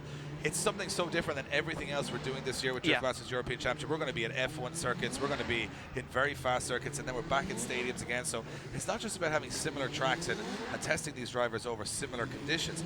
We're giving them every single type of drift track you can go out on, and today it is one of the toughest and most unforgiving. Judges deliberating over the result on this one. It will be Karkoshik versus Grosz, who will take it home to the top 16. Yeah, and it comes in, Dave. Slide it left for Grosz, right for Karkoshik.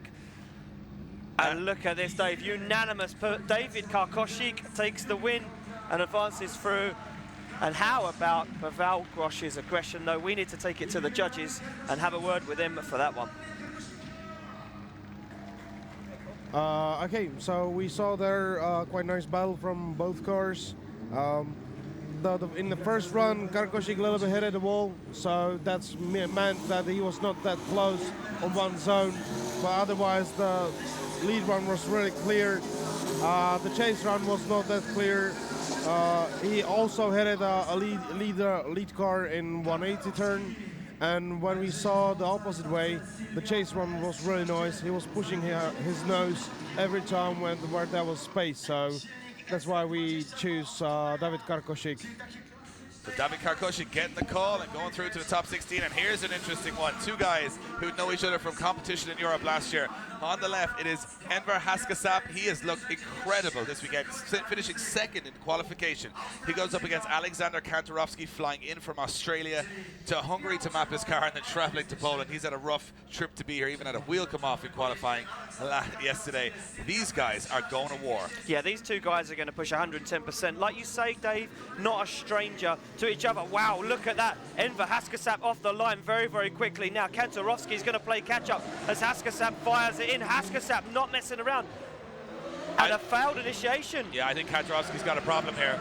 I think Kantorovski's got a mechanical issue here as Haskasap absolutely ups and goes.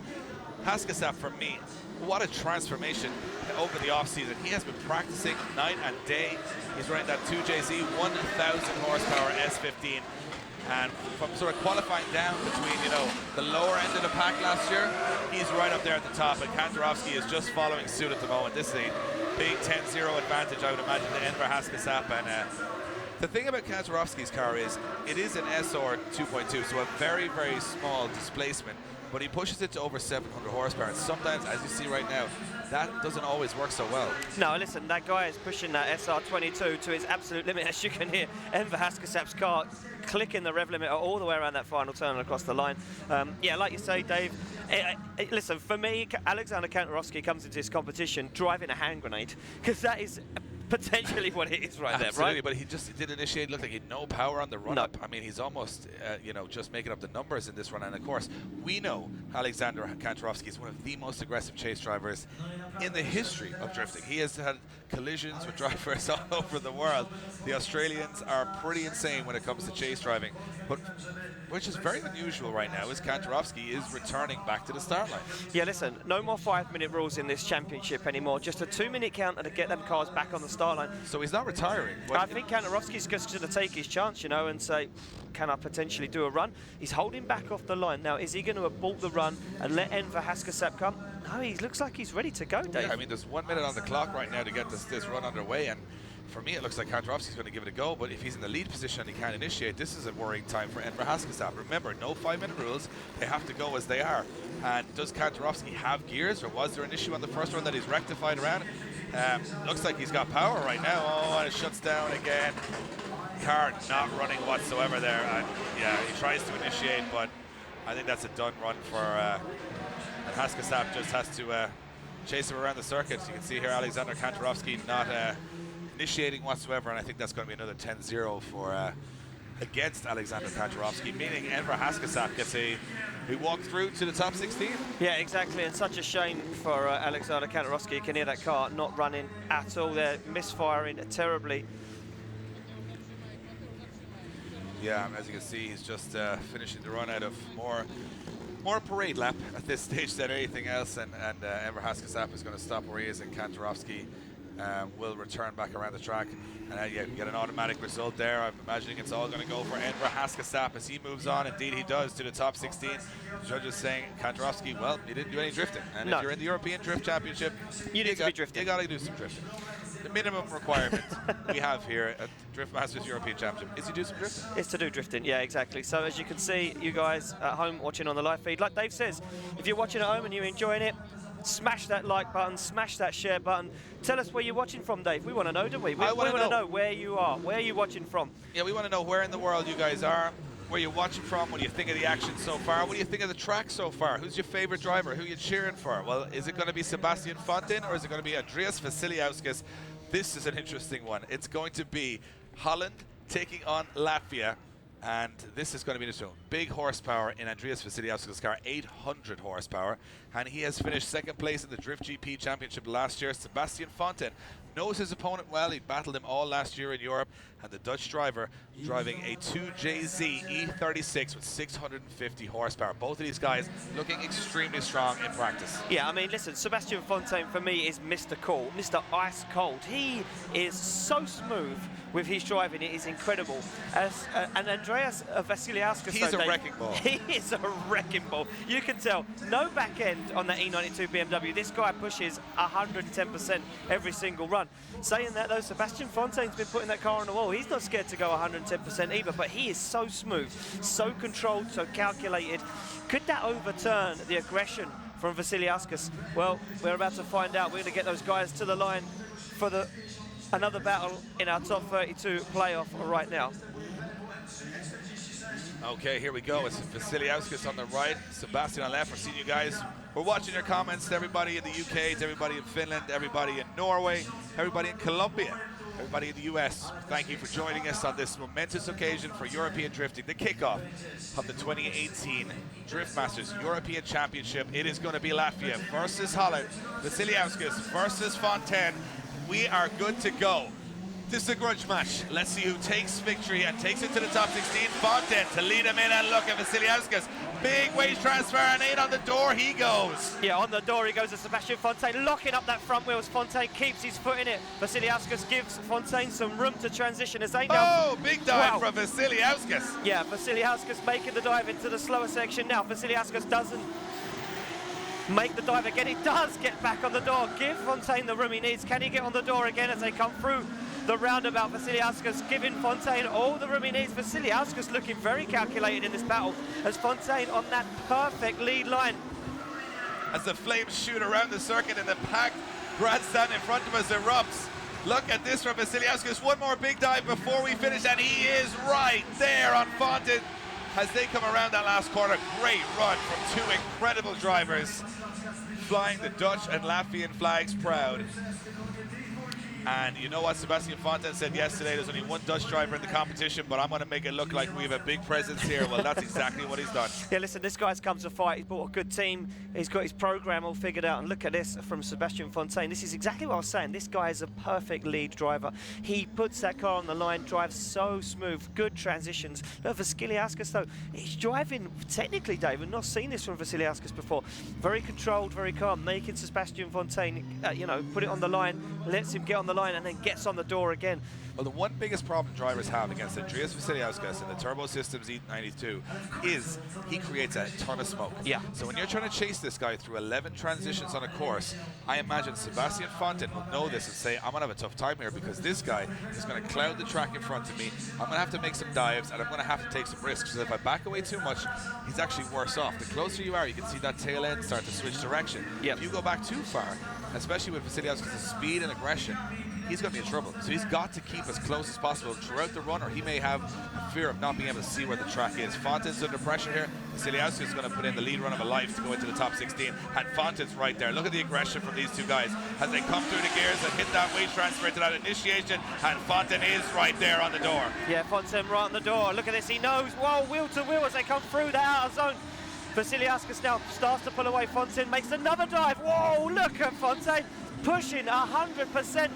The Dutch driver not giving the Latvian any room. Oh, big error though from Fontaine as he almost clips the wall on transition. He just about gets away with it as they come into the roundabout, and Fontaine again diving for the front wheel of Vasiliauskas' car, trying to be as aggressive as possible as he gets back on the door. And this is where Vasiliauskas goes from the slow to the fast section. This is where his car's got pace. Fontaine cannot let him go, and he's not. He's right there with the Latvian as the Dutch driver now starts to reel him in into that last dive. And look at the speed of these guys. They go for that concrete wall and across the finish line. What a run. Yeah, what a run, Dave. Absolutely phenomenal. You could just see Vasiliauskas on the end of that run taking the rear bumper and lifting the boot lid on that car. Phenomenal run from both these guys. Look at this dive from Sebastian Fontaine. This is incredible stuff, Ian. We are seeing the top drawer European drifting run after run. Some mechanical failures costing us some battles, but every time we get two guys up and ready to go, it shows that they are champions in their own right. And we have the Dutch and Latvia champions on track right now, and whew, what a battle that was. Judges having a quick look at the replay just to make sure the call is right and taking as much time as they can. I mean, I'm losing my voice already, Ian, and it's only top 32. This is incredible. The place is hopping. I mean, look, where we are right now, there is just a sea of people in front of us. I have never seen anything like it in European drifting. No, exactly. And the grandstand opposite now starting to pack out. Don't forget, Dave, we're going all the way through to 11 o'clock. It's going to get dark. The lights are going to come on. We've got strobes and fire and fireworks. But who is going to be there at the main event, top 16? Slide him left for Vasiliauskas, right for Sebastian Fontaine. And going through is Sebastian Fontaine, getting the win, going through to the top 16. Awesome job by him. But you know what? I want to hear what the judges have to say on that one.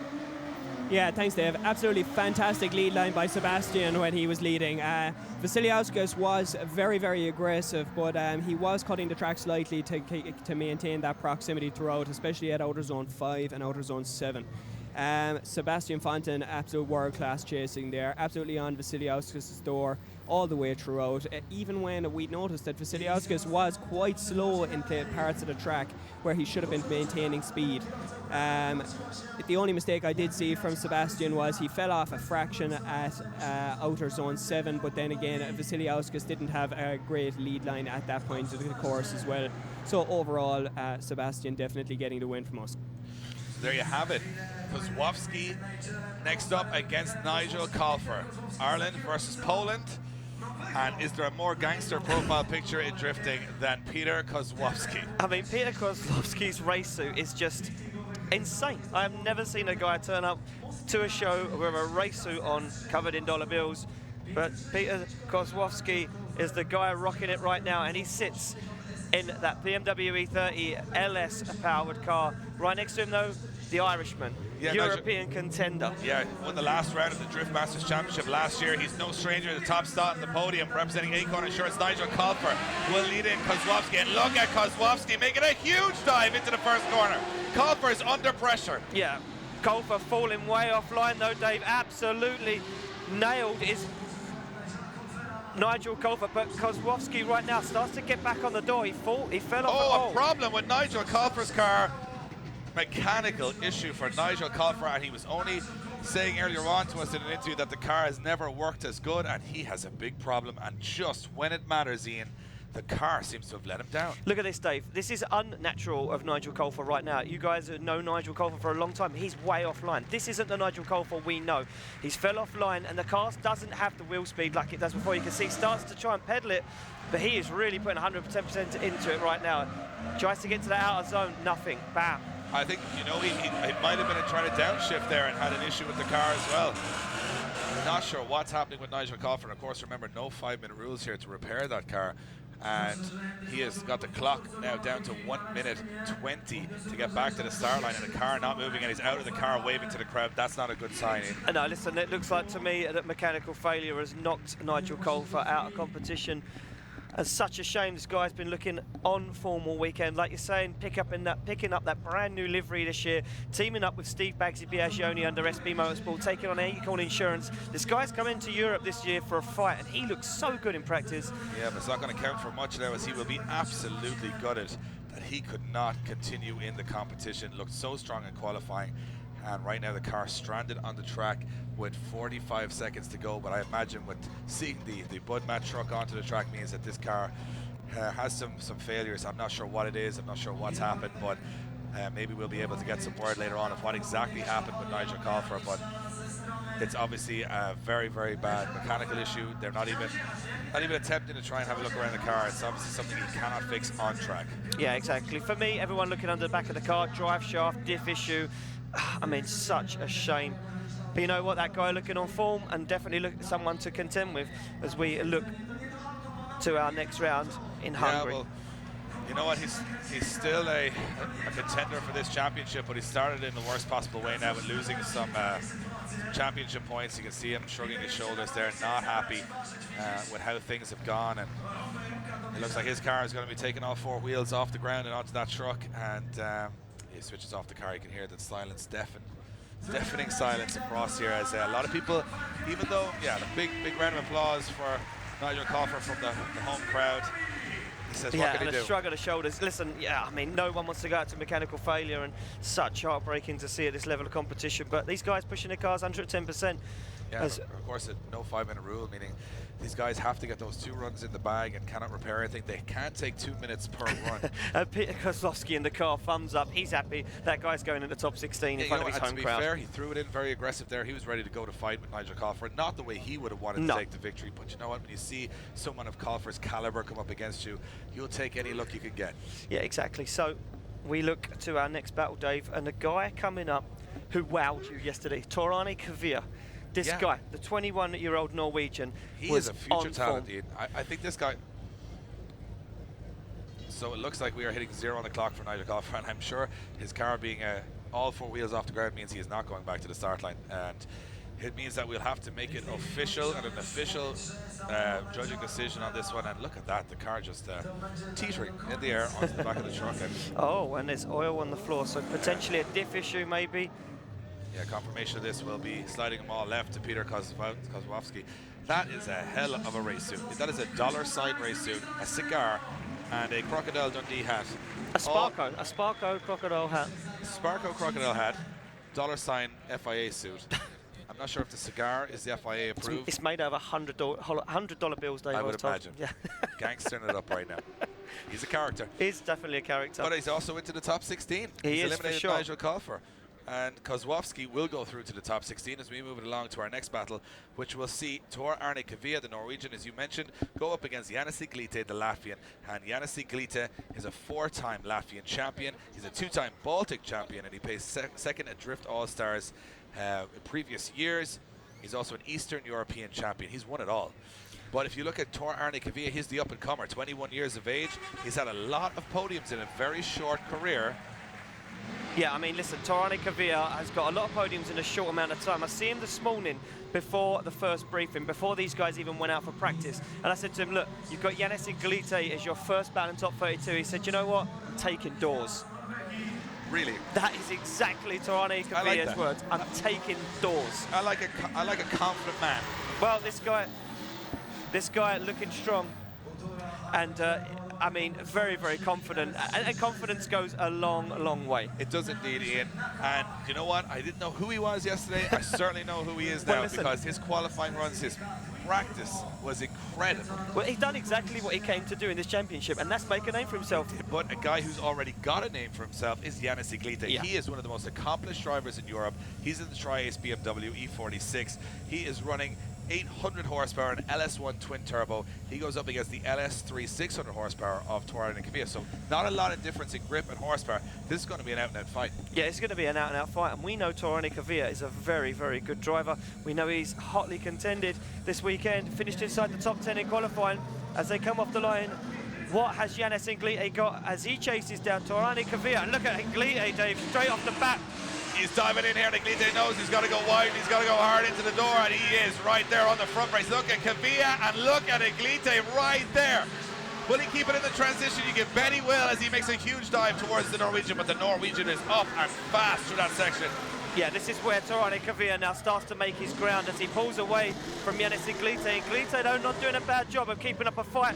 Tor Arne all the way out to the outer limits of the circuit. Yannis Iglite starts to pull some ground.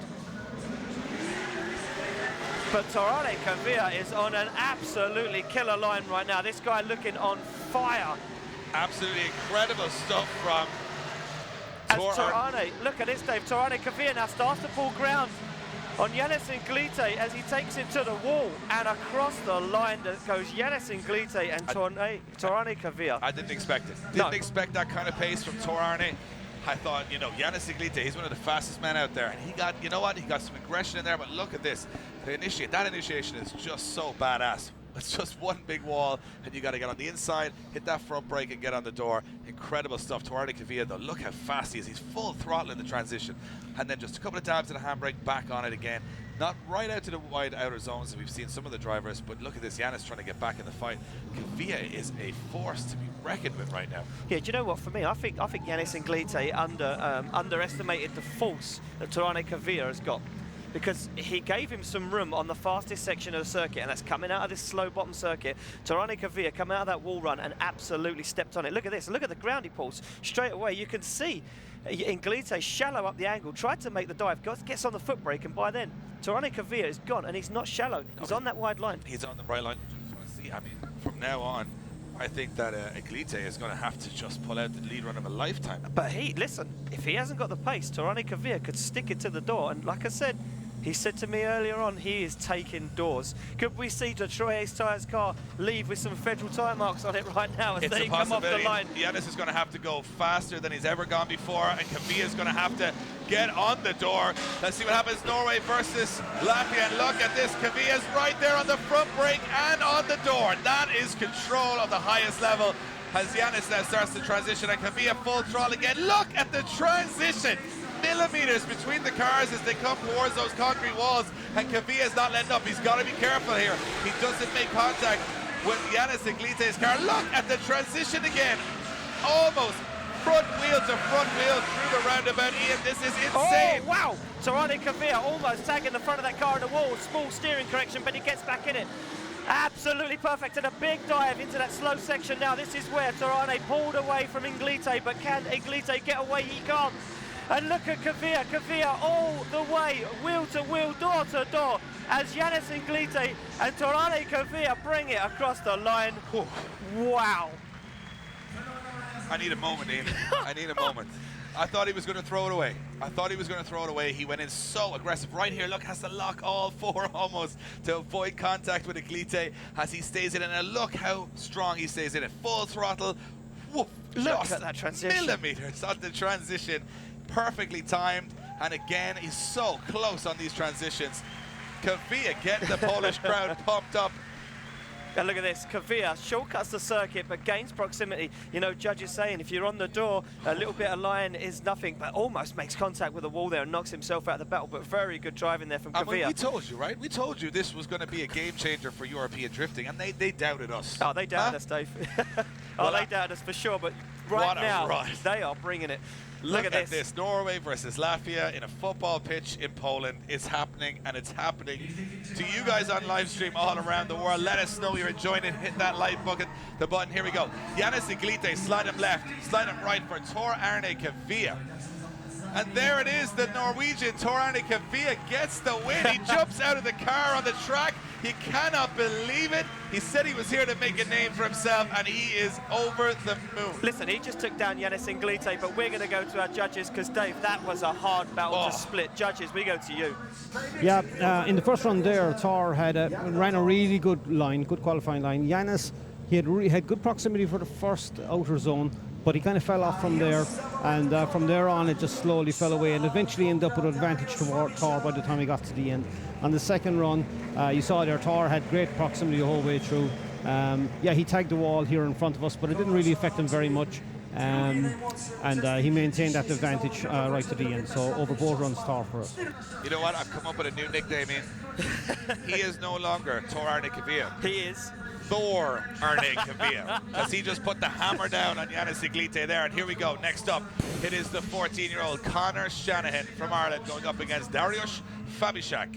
Listen, Conor Shanahan, 14-year-old IDC Pro-Am winner, British Drift Championship Pro-Am winner. This guy has some battles under his belt, Dave.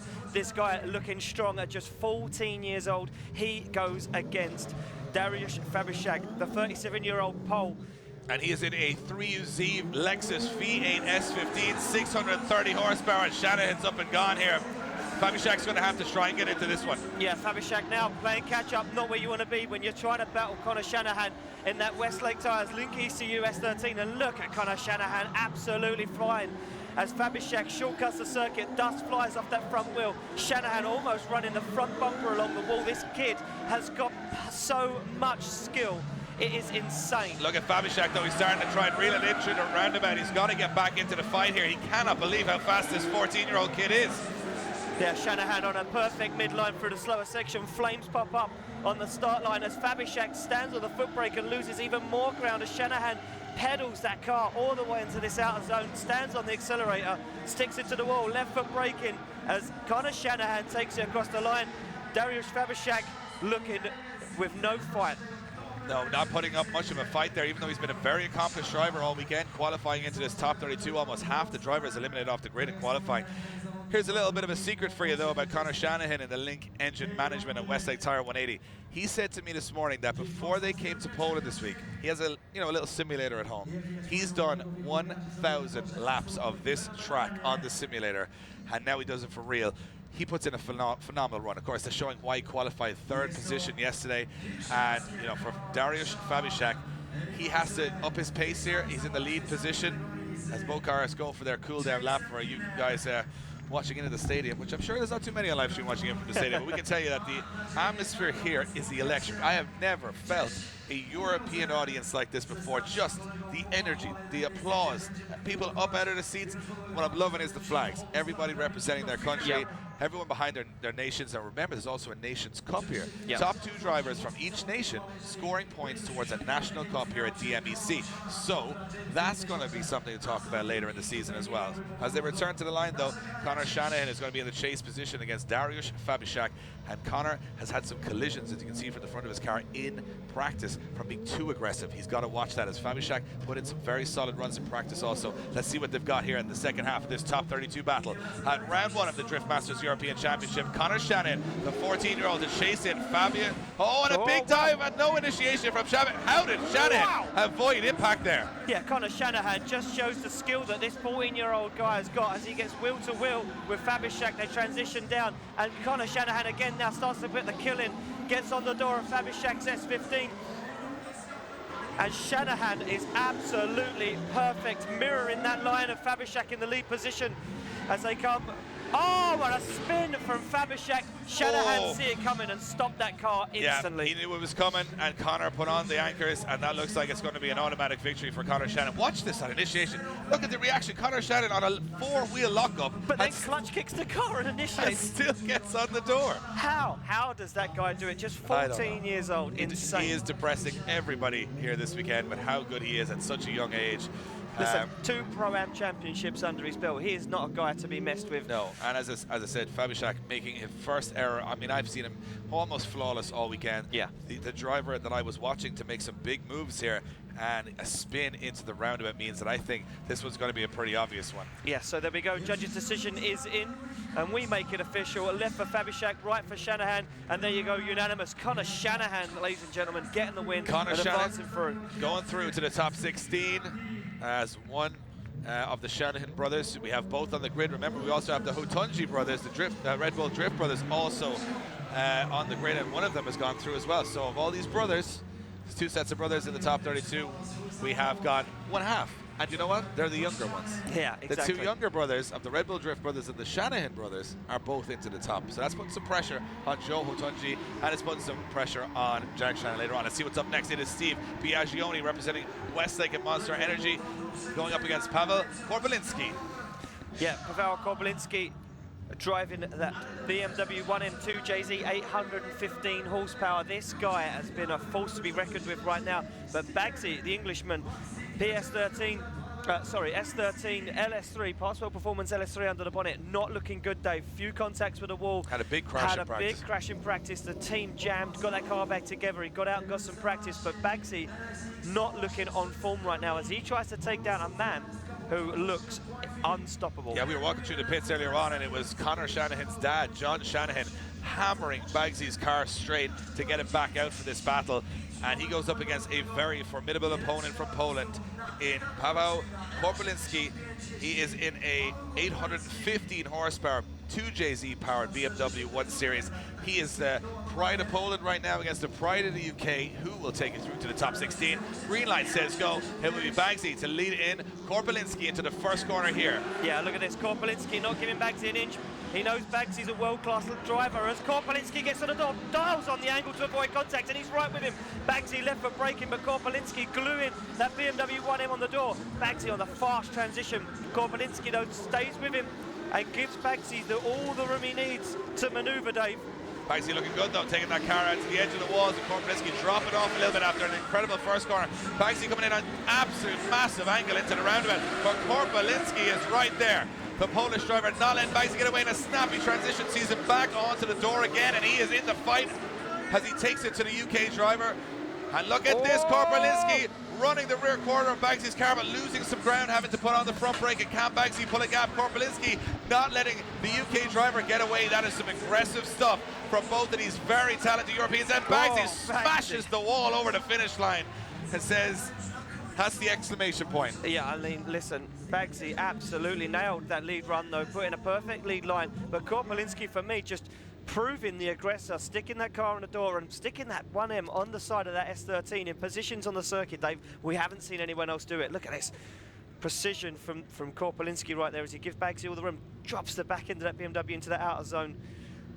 But Bagsy, big angle into the roundabout, you know, lost himself a little bit of ground there and gave Korpelinski the opportunity. Look how many people are here, Ian. It's insane. I mean, I was watching the cars, but I was also having a look going, there's a lot of people here right now, and they are pumped and ready. As we are building up to the main event, top 16, we are eliminating drivers thick and fast, and after one run, Steve Biaggioni and Paweł Korpelinski have managed to survive their first run, and I mean survive, Ian, because this is one car-chewing track. Yeah, I mean, listen, look at that concrete wall. Bagsy just tagged it, like literally just tagged it. He took the tail like completely out of that car, removed the back bumper. Our track staff get down there, get it cleaned up, and these guys head back to the start line. As you can see, the sunlight, Dave, almost gone. Yeah, as the lights now start to come alive here. I think the official name is dusk. Dusk. It's dusk right now as it is going to go into the night. You can see the lights starting to fire onto the cars on the start line as it is about to get like a nighttime nightclub drift event on a football pitch. I don't even know what it is, but it's something you've never seen before. Korpelinski leading in, Steve Bagsy Biaggioni. Look at the dive from Bagsy, staying with him. Yeah, Bagsy's going to be told by the spotter, you need to be on the door or you're going home. And look at this from Bagsy, bringing the aggression to Korpelinski right now as he fires it into the slower zones. Bagsy making a big drive there. You see the front of that car lurch forward. Korpelinski doing everything he can to avoid Bagsy, but Bagsy on the wheel of that BMW one, and Bagsy door to door through the roundabout of Korpelinski. Bagsy hungry for a win right now, Dave. Yeah, he's putting the pressure on and he's staying with Korpelinski around the whole circuit. This is the best chase run I've seen Steve Bagsy Biaggioni put in all weekend. Can he stay with the Polish driver? Yeah, flames from the back end of that. This 200SX S13, one more dive from Bagsy. Can he try and force a win as Korpelinski starts to pull away? Bagsy now leans on the accelerator and pushes Korpelinski across the line. What a drive from both those guys. We promised you something special tonight, and we are getting it. Look at the aggression from the off from Bagsy. There is nothing left of Bagsy's car. No front, no rear. Literally took that car apart on the wall.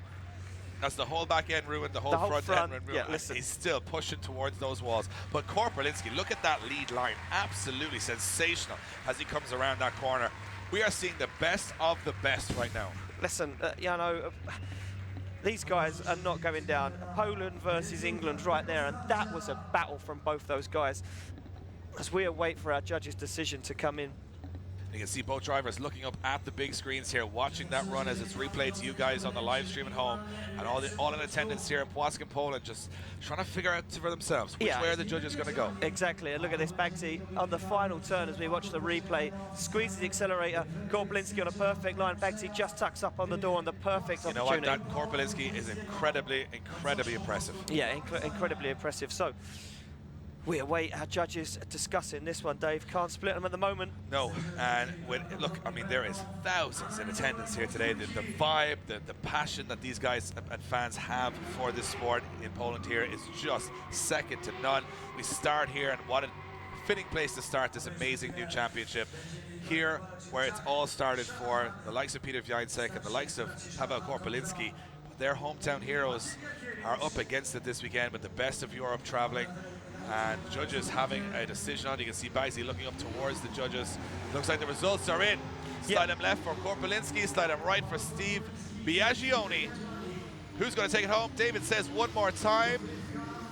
Kevin says Steve Bagsy Biaggioni. Kieran and Kevin say Bagsy gets the win, and you can see what it means to him on the track. He walks away from the car, punching the air, and he cannot believe it. That's been a tough day at the office for Bagsy. Listen, Bagsy has had the toughest weekend out of all of our drivers, and to get that win means the world to him. Dave, we're going to go to our judges. Judges, that one was incredible.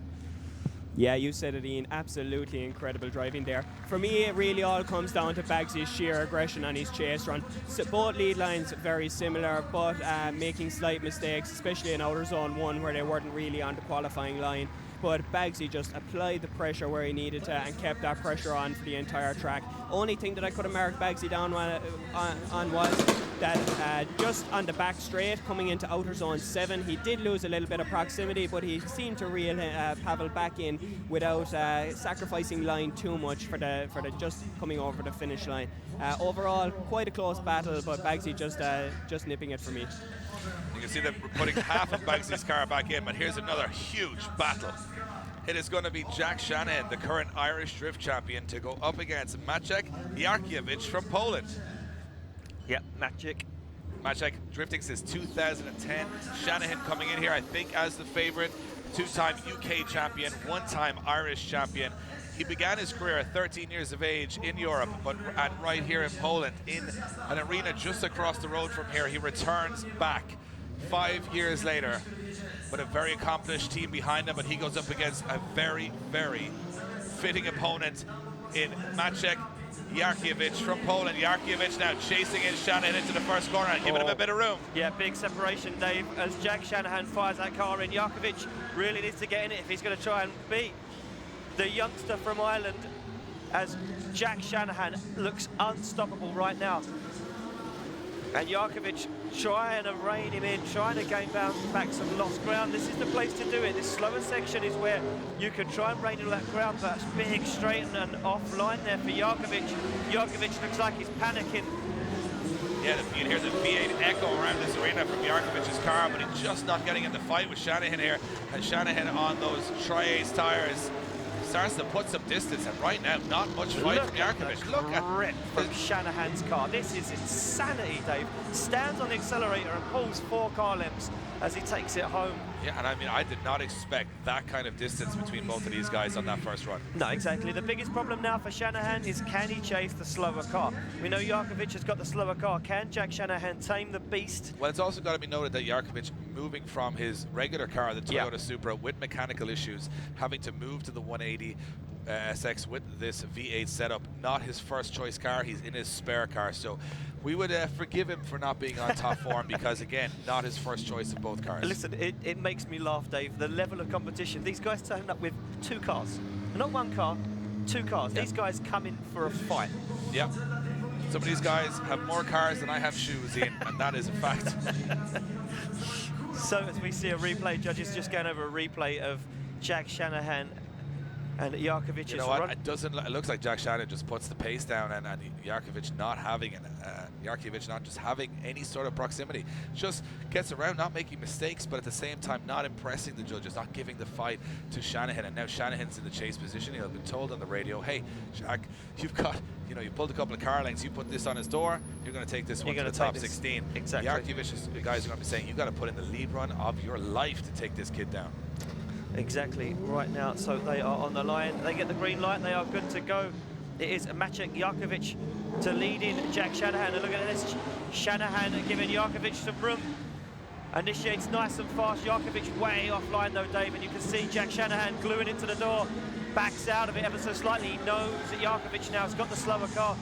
But can Jack Shanahan balance that car? Look at this from Shanahan.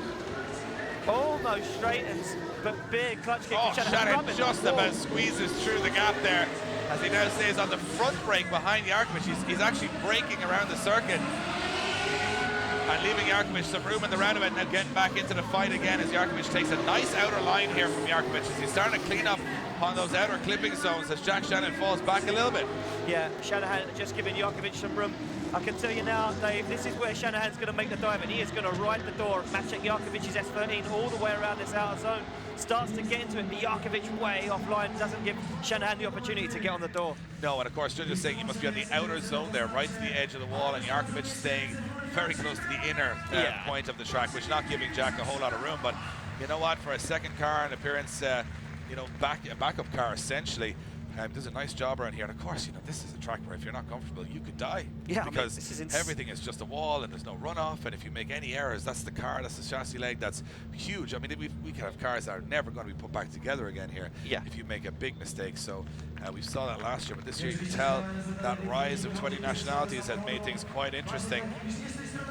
As Shanahan and Jarkiewicz come out of the car, congratulate each other, big hugs all around. Lights starting to turn on here in the stadium. Yeah, the atmosphere really building now, Dave, as we await a decision from our judges right now, and you can see Jarkovic absolutely stoked to be putting on a show in front of his home crowd. Absolutely, but do we have a decision from our judges? It looks like we may do. Slide him left for Maciek Jarkovic, right for Jack Shanahan, and there you have it, unanimous. Jack Shanahan gets the win and goes through to the top 16.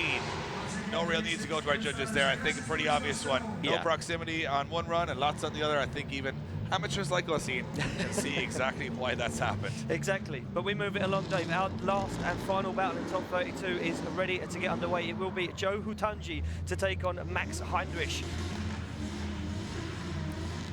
So Max Heinrich and Joe Hutanji. This is an interesting one. Remember, of the two groups of brothers we have in this top 32, we have one, Hutanji. Ellie's gone through to the top 16. His brother is on track now.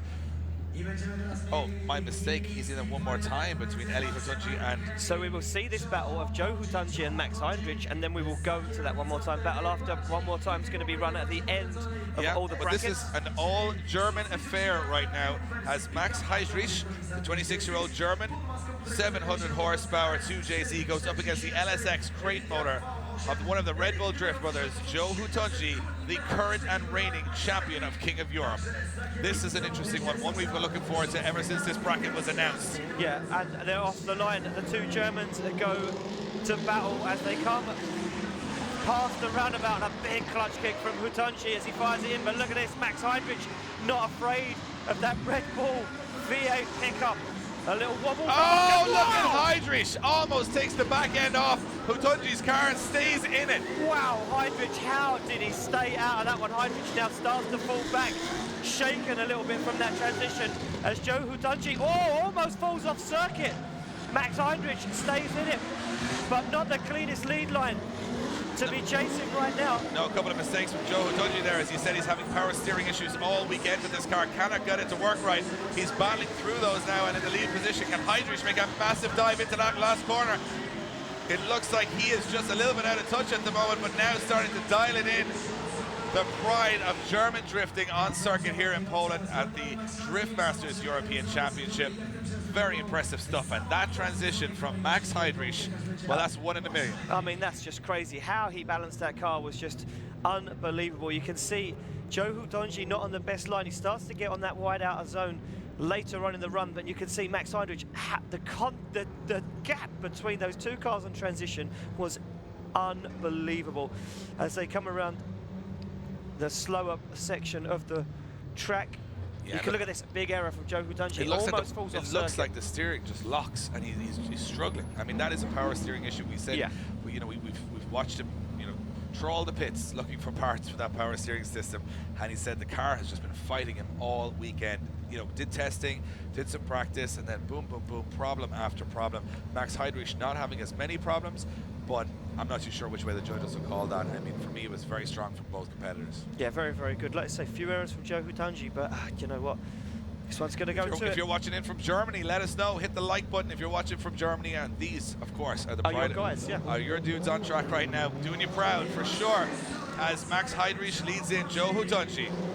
So off the line, Max Heinrich leads in Joe Hutanji, and Joe Hutanji now bringing the aggression as he rubs his front wheel on the back bumper of Max Heinrich's car. They are wheel to wheel as they come through the outer zone. Now Heinrich starts to pull a gap and a big straight line attack into that outer zone for Heinrich. Joe Hutanji right with him though as they transition again into the outer zone now. Joe Hutanji bringing the fight to Max Heinrich right now. Struggling again on that intersection, Ian, as every time he transitions there, it looks like he's breaking up a little bit on the steering, and look at Heinrich running that outer line. Some aggression here from both of these German competitors. Yeah, Max Heinrich doing a very, very good in lead. Joe Hutanji now starts to hunt down his fellow German as he gets door to door on the outer zone.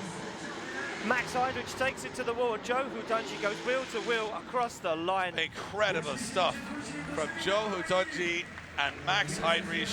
The sparks fly on and off track as we are coming towards the end of our top 32. Look at that initiation. I mean, rubs the wheel on the back bumper. That's why I love this sporty. That's why I'm involved. That's why we had the conversations last year to make events like this happen, was for moments like that when you see two guys at the top of their game going head-to-head on a track that probably doesn't even make much sense.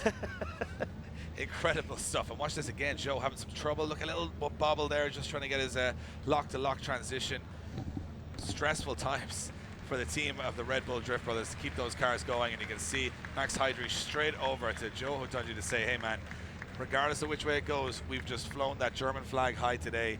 And you know, everybody here in the stadium is loving the action. We're loving the action, Ian. It's just insane, Dave. And I've forgotten I'm commentating. I apologize to you guys at home. I forgot I'm commentating. Just watching the drifting right now. I'm just a spectator right now, like everybody else, waiting to see what happens. Yeah, so we are waiting for the decision to come in. You can see Max Heidrich out of the car, Joe Hotunji staying in his vehicle, ready to do more battle. Who's going to take it through to top 16? There are no losers in this one. Two very, very capable competitors, but one will go to the top 16. And which one will it be? Will it be Max Heidrich? Will it be Joe Hotunji?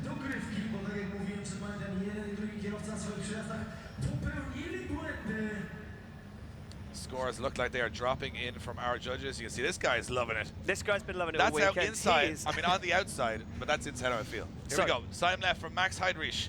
Right for Joe Hotunji. Who's going to take it home? Oh, it's a one more time from Kieran Kevin. Says it's Joe Hotunji, and David goes one more time, and it's a one more time between Joe Hotunji and Max Heidrich. Gotta come back to you guys. Split decision with the judges. Talk us through it. Okay, so when we were looking on that run, that was like a really huge mistake by leader in the first run by Joe. Here in 180 turn, just in front of us. But still, the run of Max was also not impressive. But when they swapped, that was like really nice proximity from Joe. But still, Max made really nice lead run, and we have to give some credit for the lead run. Yeah, and for me there, I went with Joe. Joe's lead line was quite good. He was offset some clips very slightly, and he did make a mistake in front of us here on outer zone 2 or outer zone 4 on the roundabout. Max was very aggressive, but he fell back after outer zone 1 and had to cut the track to try and get that proximity back. Over the 2 runs, Joe's aggressiveness was just better and better chase, and he, for me, it was just barely enough to take it over the 2 runs. But obviously, the other 2 judges not seeing enough of that and wanting to see it go one more time. There you have it, and we're back to the one I've been waiting for the whole way through.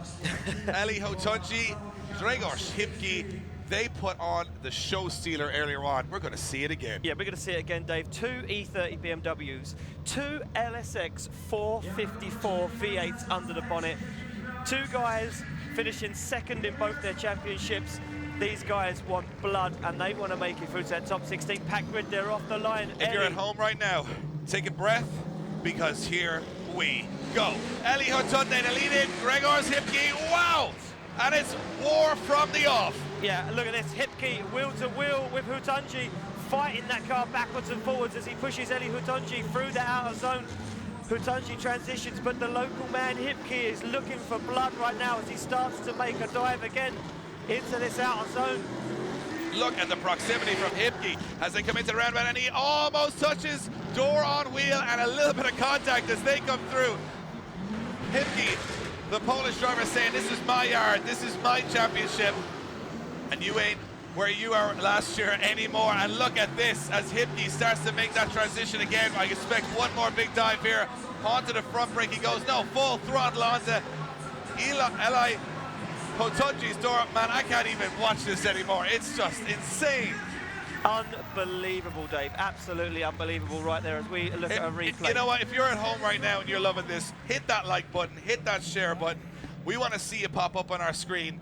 This is what it's all about. Yeah, this is just unbelievable right now. Look at this from Grzegorz Hipki as he pushes Eli Hotunji down into the slower zone. You can see these guys putting them cars bang on line as Eli Hotunji drives an absolutely unbelievable lead line right there. I mean, we can't even take a break right now. I need a moment. This is just top 32. Every battle has been either dramatic, mechanical breakdown, door to door. upsets, countries versus countries, nations, pride on the line, champions versus champions, and all in a absolutely packed out stadium here in Poland. And it's getting darker and darker, and you can start to see those flames flickering from the pyro around the stadium. You can start to see the guys in the crowd maybe having a little bit more beer than they had earlier on, again a little bit louder.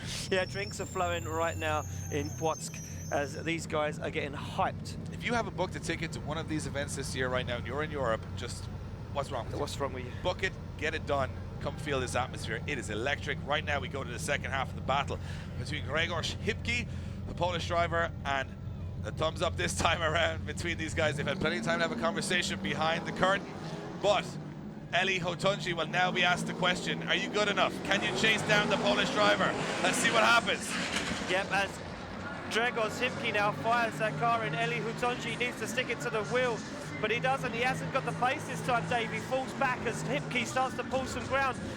Oh, Eli Hotunji starts to make the dive, getting on the door. He needs to try and force some points his way if he's going to take it. Whoa, Hotunji sticks that car on the wall, big straight from Hotunji.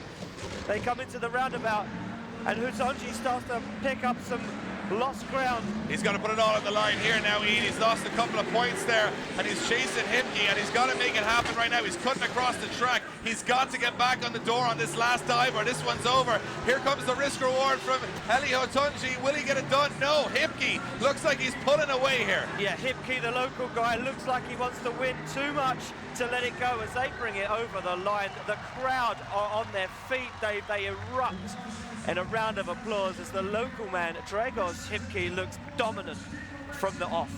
Incredible, incredible moments being created right now in the Drift Masters European Championship. They went one more time, but now a decision may be made between the German Eli Hotunji, representing Red Bull, going up against Grzegorz Hipki. Look at that. And you can tell as they came across the line, there was a feeling amongst the Polish crowd that Hipki might have just got the job done there. Yeah, I think, you know what, I think Hipki has got the job done there. It was an unbelievable drive in chase position and in lead, and it looked like he had the pace. It looked like Eli Hotunji just couldn't keep up with him. And yeah, we spoke earlier on to James Dean. He said, you know what, one guy that I don't want to come up against today is Grzegorz Hipki. He said that guy is unstoppable. So, you know, as they go through the brackets here, as they get more comfortable, as they decide they're going to risk it that little bit more, let's see which way it goes. Yeah, and as the Polish crowd here go wild for Grzegorz Hipki as he steps out of his car. Decisions in. Yeah. Left for Hipki, right for Hotunji. Who's going to take it to top 16? Kieran, Kevin and David make it unanimous. Grzegorz Hipki gets the win, and the Polish crowd, Dave, go wild. They are loving this. Some guy nearly fell out of his chair down there. He jumped nearly out over onto the track, and Hipki jumps onto his car and says, I'm ready to rock and roll, bring on the top 16. We got to go back to the judges, so guys, talk us through that one. Yeah, that was just a fantastic battle there. On Eli's lead run, it was absolutely pitch perfect. The only thing that I could have marked him down with is that he was a little bit off outer zone 5, but then you just look at Hipki. He was on his door from the get-go, really. Absolute masterclass in chase driving there. When they flipped it around, unfortunately, just too many mistakes from Eli, while Hipki maintained a very, very good lead line throughout. So Hipki taking the advantage overall and taking the win. There you go. So that means we have one more battle remaining, and that is going to be the repeat, the one more time between Eli's brother, Joe Hotunji, and Max Heidrich. These guys, a lot of mistakes on the first runs, and they're going to have to tidy it up now for the second. Yeah, listen, the worry for me right now is Joe Hotunji's car, Dave, has been struggling all weekend. Power steering issues, the car not 110%. He's just pushed it through a very, very hard battle with Max Heidrich. Can it go again? Can it last another 2 runs? I mean, these guys know each other. They're from the same nation, from the same country. They've had some incredible battles in the past, but right now it matters most. But at this level, this is the highest level of European drifting there's ever been in its 15-year history.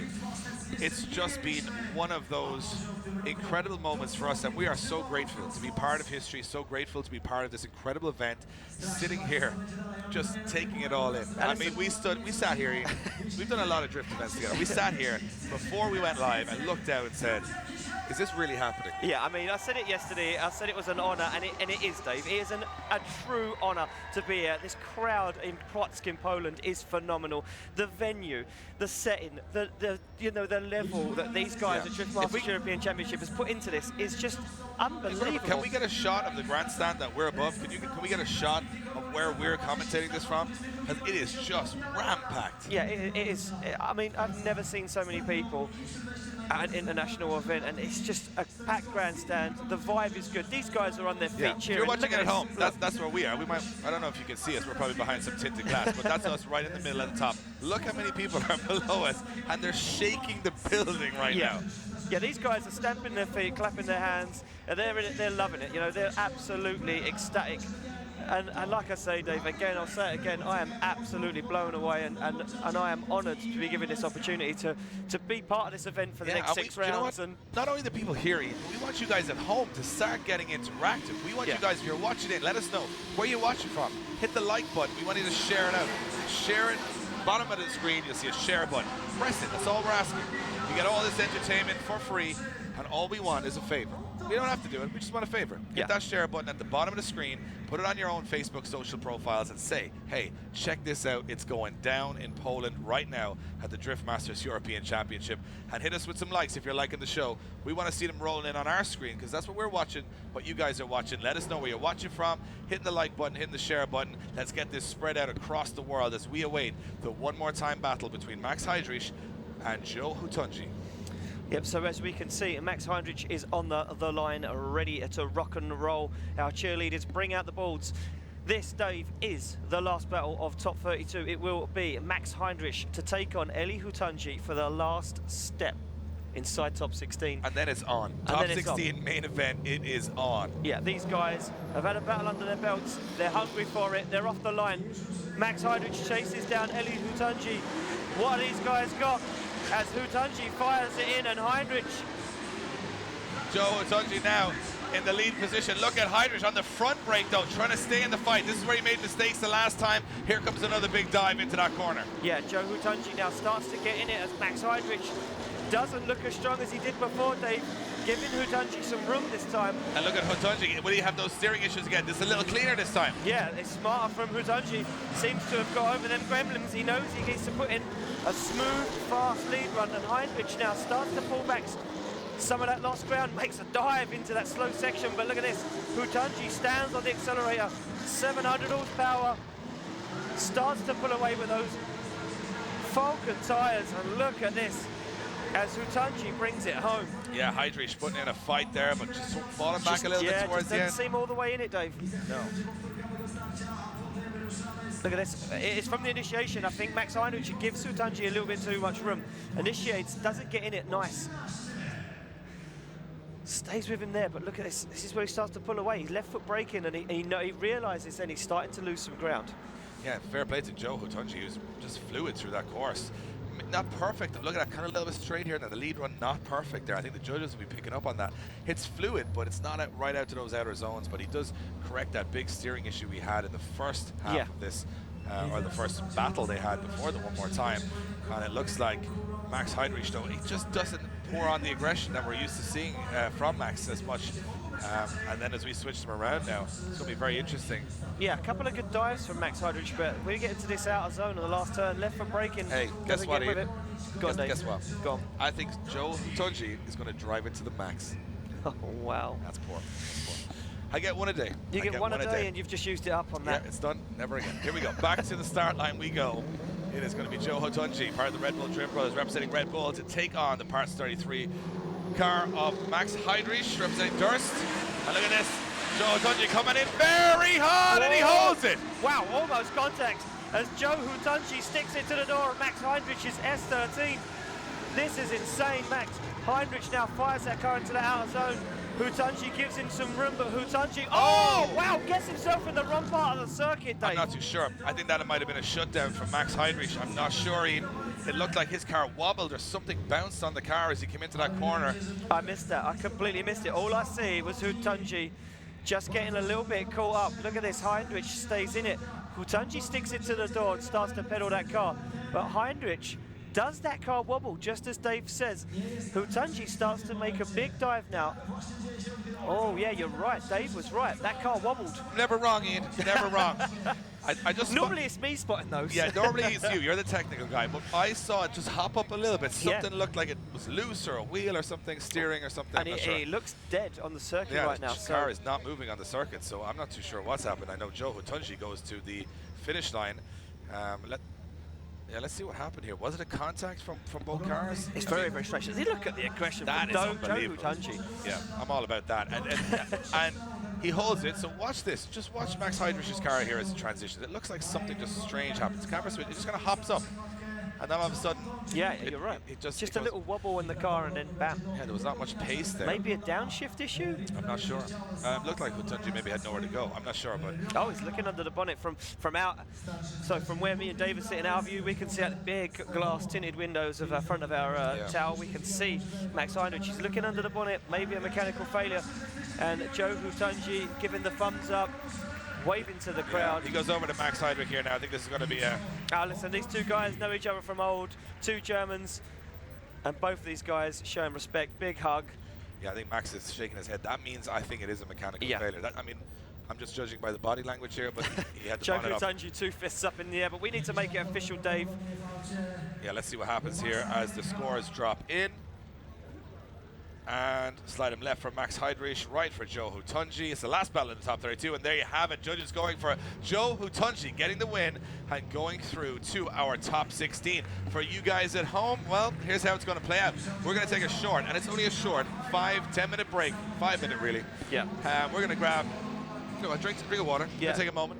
We're going to reset things here on the track in Płocku, and we are back with the craziest and most anticipated top 16 main event in the history of European drifting. That's right, it is the top 16 at round 1 of the Drift Masters European Championship. From me and Ian and Eddie, we're back with live coverage in just 5 minutes time. Don't go anywhere.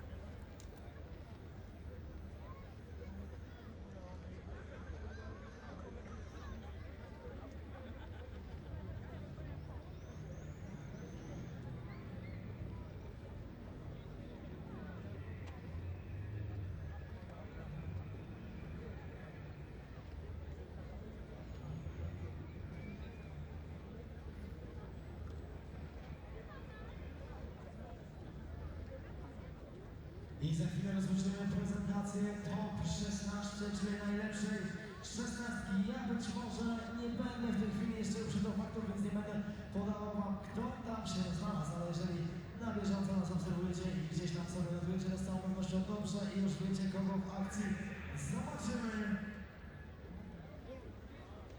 Przypomnę, jako ostatni do tej prestiżowej stawki top 16 awansował Joe Hutanji.